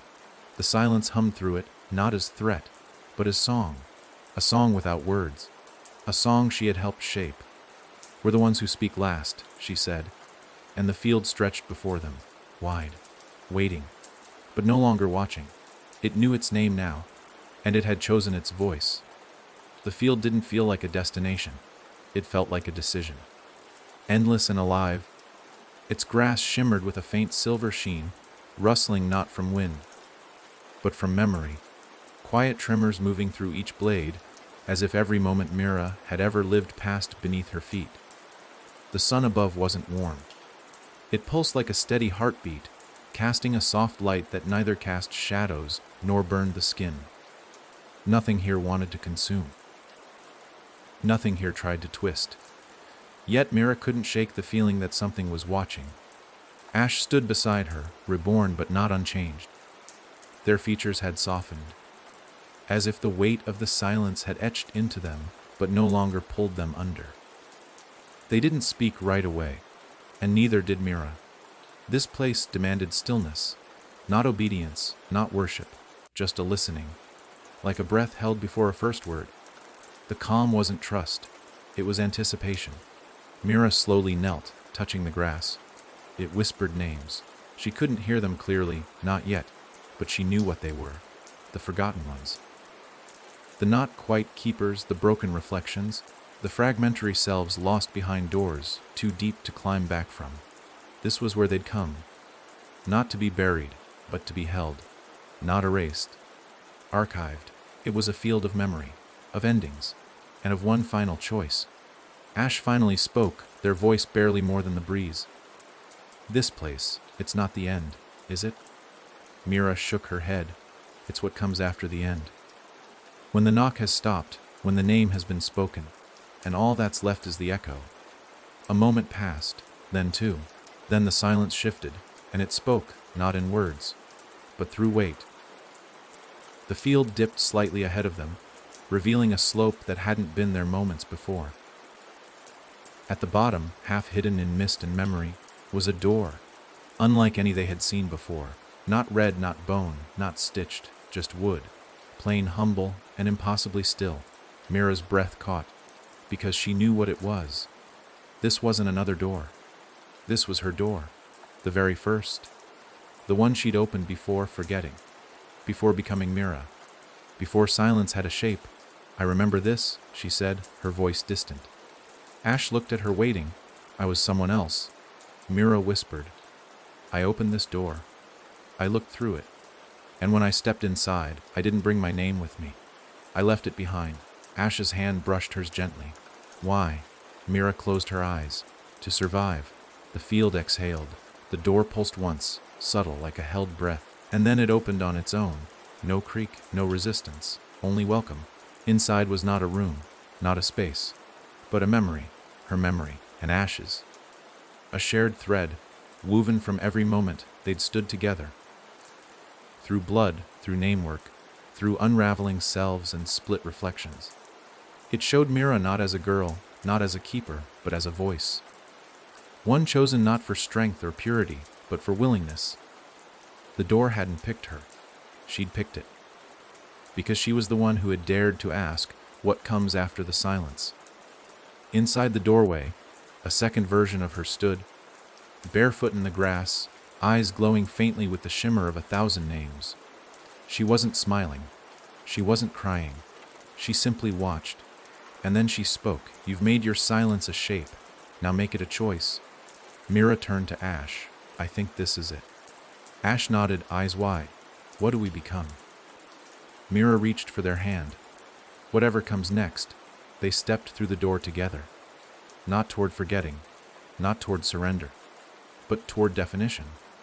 And the field behind them shimmered once, then held still. It would wait for the next. Because there is always a next. Always a knock waiting for an answer. Always a name waiting to be heard. The moment Mira stepped through the wooden door, the air thickened. Not with fog or fear, but with finality. It clung to her skin, a silent charge, like the electric hush before a storm. Except the storm wasn't in the sky. It was inside her. The world beyond the door did not roar or shift. It listened. It held its breath as if every atom of this place had been built just to observe what she would do next. Ash followed behind, silent but steady. They didn't look back. They didn't need to. Whatever lay beyond the field of memory and the echoes of false doors was no longer a test. It was a verdict. This place, this threshold, wasn't a continuation of the journey. It was a translation. Mira wasn't walking deeper into a labyrinth. She was walking into her own meaning. The ground underfoot wasn't earth. It was thought. Pale and infinite, a canvas that stretched in every direction, yet changed texture with each step. One moment soft like moss, the next rough like broken stone. Each surface remembered something different. Pain, resolve, even joy, brief, flickering moments of it that felt almost foreign now. But they were there. Real. Overhead the sky was white, but not blank. Symbols moved across it. Not letters, not language, just the shapes of feeling. Grief with edges, hope with corners, regret in spirals. Every symbol shimmered and faded before it could be fully understood, like trying to remember a dream while still inside it. The entire world was writing itself around her and with her. And in the center of this shifting plane, a structure began to form. At first it was only a ripple in space, then lines, then light, and then a chair. Not a throne, not a pedestal, just a simple, wooden, worn, waiting. Ash's voice barely reached her. "That's for you." Mira approached slowly, unsure if the gravity pulling her forward was her own choice or something deeper. Something bound to every step she'd taken to reach this place. She didn't sit right away. She touched the back of the chair, feeling the grain of it ripple beneath her fingers. It was warm, not from heat, but from presence, as though countless others had touched it before her, and they had. She knew they had. All those who had faced the silence, who had tried to carry it, reshape it, survive it. Some had failed, some had vanished, but some had made it here, to the edge of the name, to the end of the knock. Mira sat, and the world stopped moving. Ash sat across from her, on nothing, and yet not falling. The laws of this place bent around choice. Mira knew that now. This place didn't ask for worship or obedience. It demanded definition. The sky dimmed. A voice, not a sound, but a shift in pressure, spoke inside her. "You held the name." She nodded. "You broke it." She didn't answer, because breaking wasn't the word. She had reshaped it. "You are the door." This time she answered aloud. "No." A pause. The entire world inhaled. She continued, "But I'm choosing to be something else." The voice waited. The name inside her pulsed, Ash's sacrifice. The countless reflections she'd survived, the stitched warnings, the songs that nearly destroyed her. All of it coiled in her chest like a question waiting for shape, and so she gave it one. "I'm not the silence," she said. "I'm not the echo. I'm not the knock." She stood. "I'm the answer." The sky cracked. Not in violence, in release. Light poured downward, not blinding, but absolute. For the first time, she saw the shape of her own voice stretch across the air, unraveling from her mouth in ribbons of gold and ash. And it wrote. It wrote her story. Not the one she had lived, but the one she had earned. A story where she wasn't the final voice in a line of keepers, but the one who chose what it meant to listen back. Ash watched her without speaking, their eyes wet with something Mira couldn't name. Because now, they couldn't speak. She had taken the silence into herself, and there could only be one voice now. She stepped away from the chair. Behind it, a second door began to form, white, formless, flickering like heat above desert sand. It wasn't a trap. It wasn't a test. It was a pen. She had become the writer, and this door was hers to draw. She turned to Ash. "Are you ready?" They nodded, and together, for the first time, they walked out. Not through a doorway made by others, but through a door of her own making, built from names remembered, knocks answered, and silence redefined. There was no sound when they stepped through, no gust of wind, no shimmer of light, no shift in gravity, just peace, a clean, absolute stillness.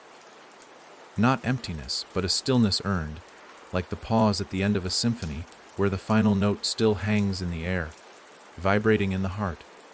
Mira blinked once, and the white faded into color. Not the sickly reds or void, stained blacks she had become used to, but something real. Grass green, sky blue, a world that breathed without threat. The door behind them was gone, not hidden, gone, as if it had never existed, because maybe it hadn't. Not in this place. Not anymore. Ash stood beside her, alive again, but marked. Like a star that had exploded and somehow remained intact. They didn't speak. They didn't need to. Their presence was complete. Whatever they'd lost, whatever they'd become, had folded perfectly into who they were now. Ash was not a keeper. Not a name. Not a seal. Just true. And Mira was something else. She looked at her hands, expecting to see the lines of the silence still etched into her skin, but they were gone. Not erased, fulfilled. The names had faded because they were no longer screaming to be heard. They had found a voice in her, and now they slept quietly, content. She was not the silence, not its vessel, not its mouth. She had been the ending. And this new place, was her page. Around them, the landscape stretched with impossible softness. Hills that hummed with warmth, trees that bent with laughter, wind that moved like breath rather than force, a place that hadn't been built but remembered into being. Not paradise, not illusion, just freedom. The cost had been everything. But what she'd gained was more than survival. It was authorship. Ahead stood a single figure, neither threatening nor beckoning, just there. A silhouette of stillness, hands clasped behind their back, facing away from them. Mira felt no fear as she approached. The closer she came, the more familiar the figure became, not in form, but in feeling. This wasn't someone she had met before. This was someone she had always carried. When the figure turned, she understood. It was her. Not Mira. Not Saleth. Not any version that had lived through the silence. But the original. The first name she had never spoken aloud. The true self. The one who had existed before the knock. Before the forgetting. Before the world taught her to flinch at the sound of her own voice. The woman smiled, softly, with something like forgiveness. "You made it," she said.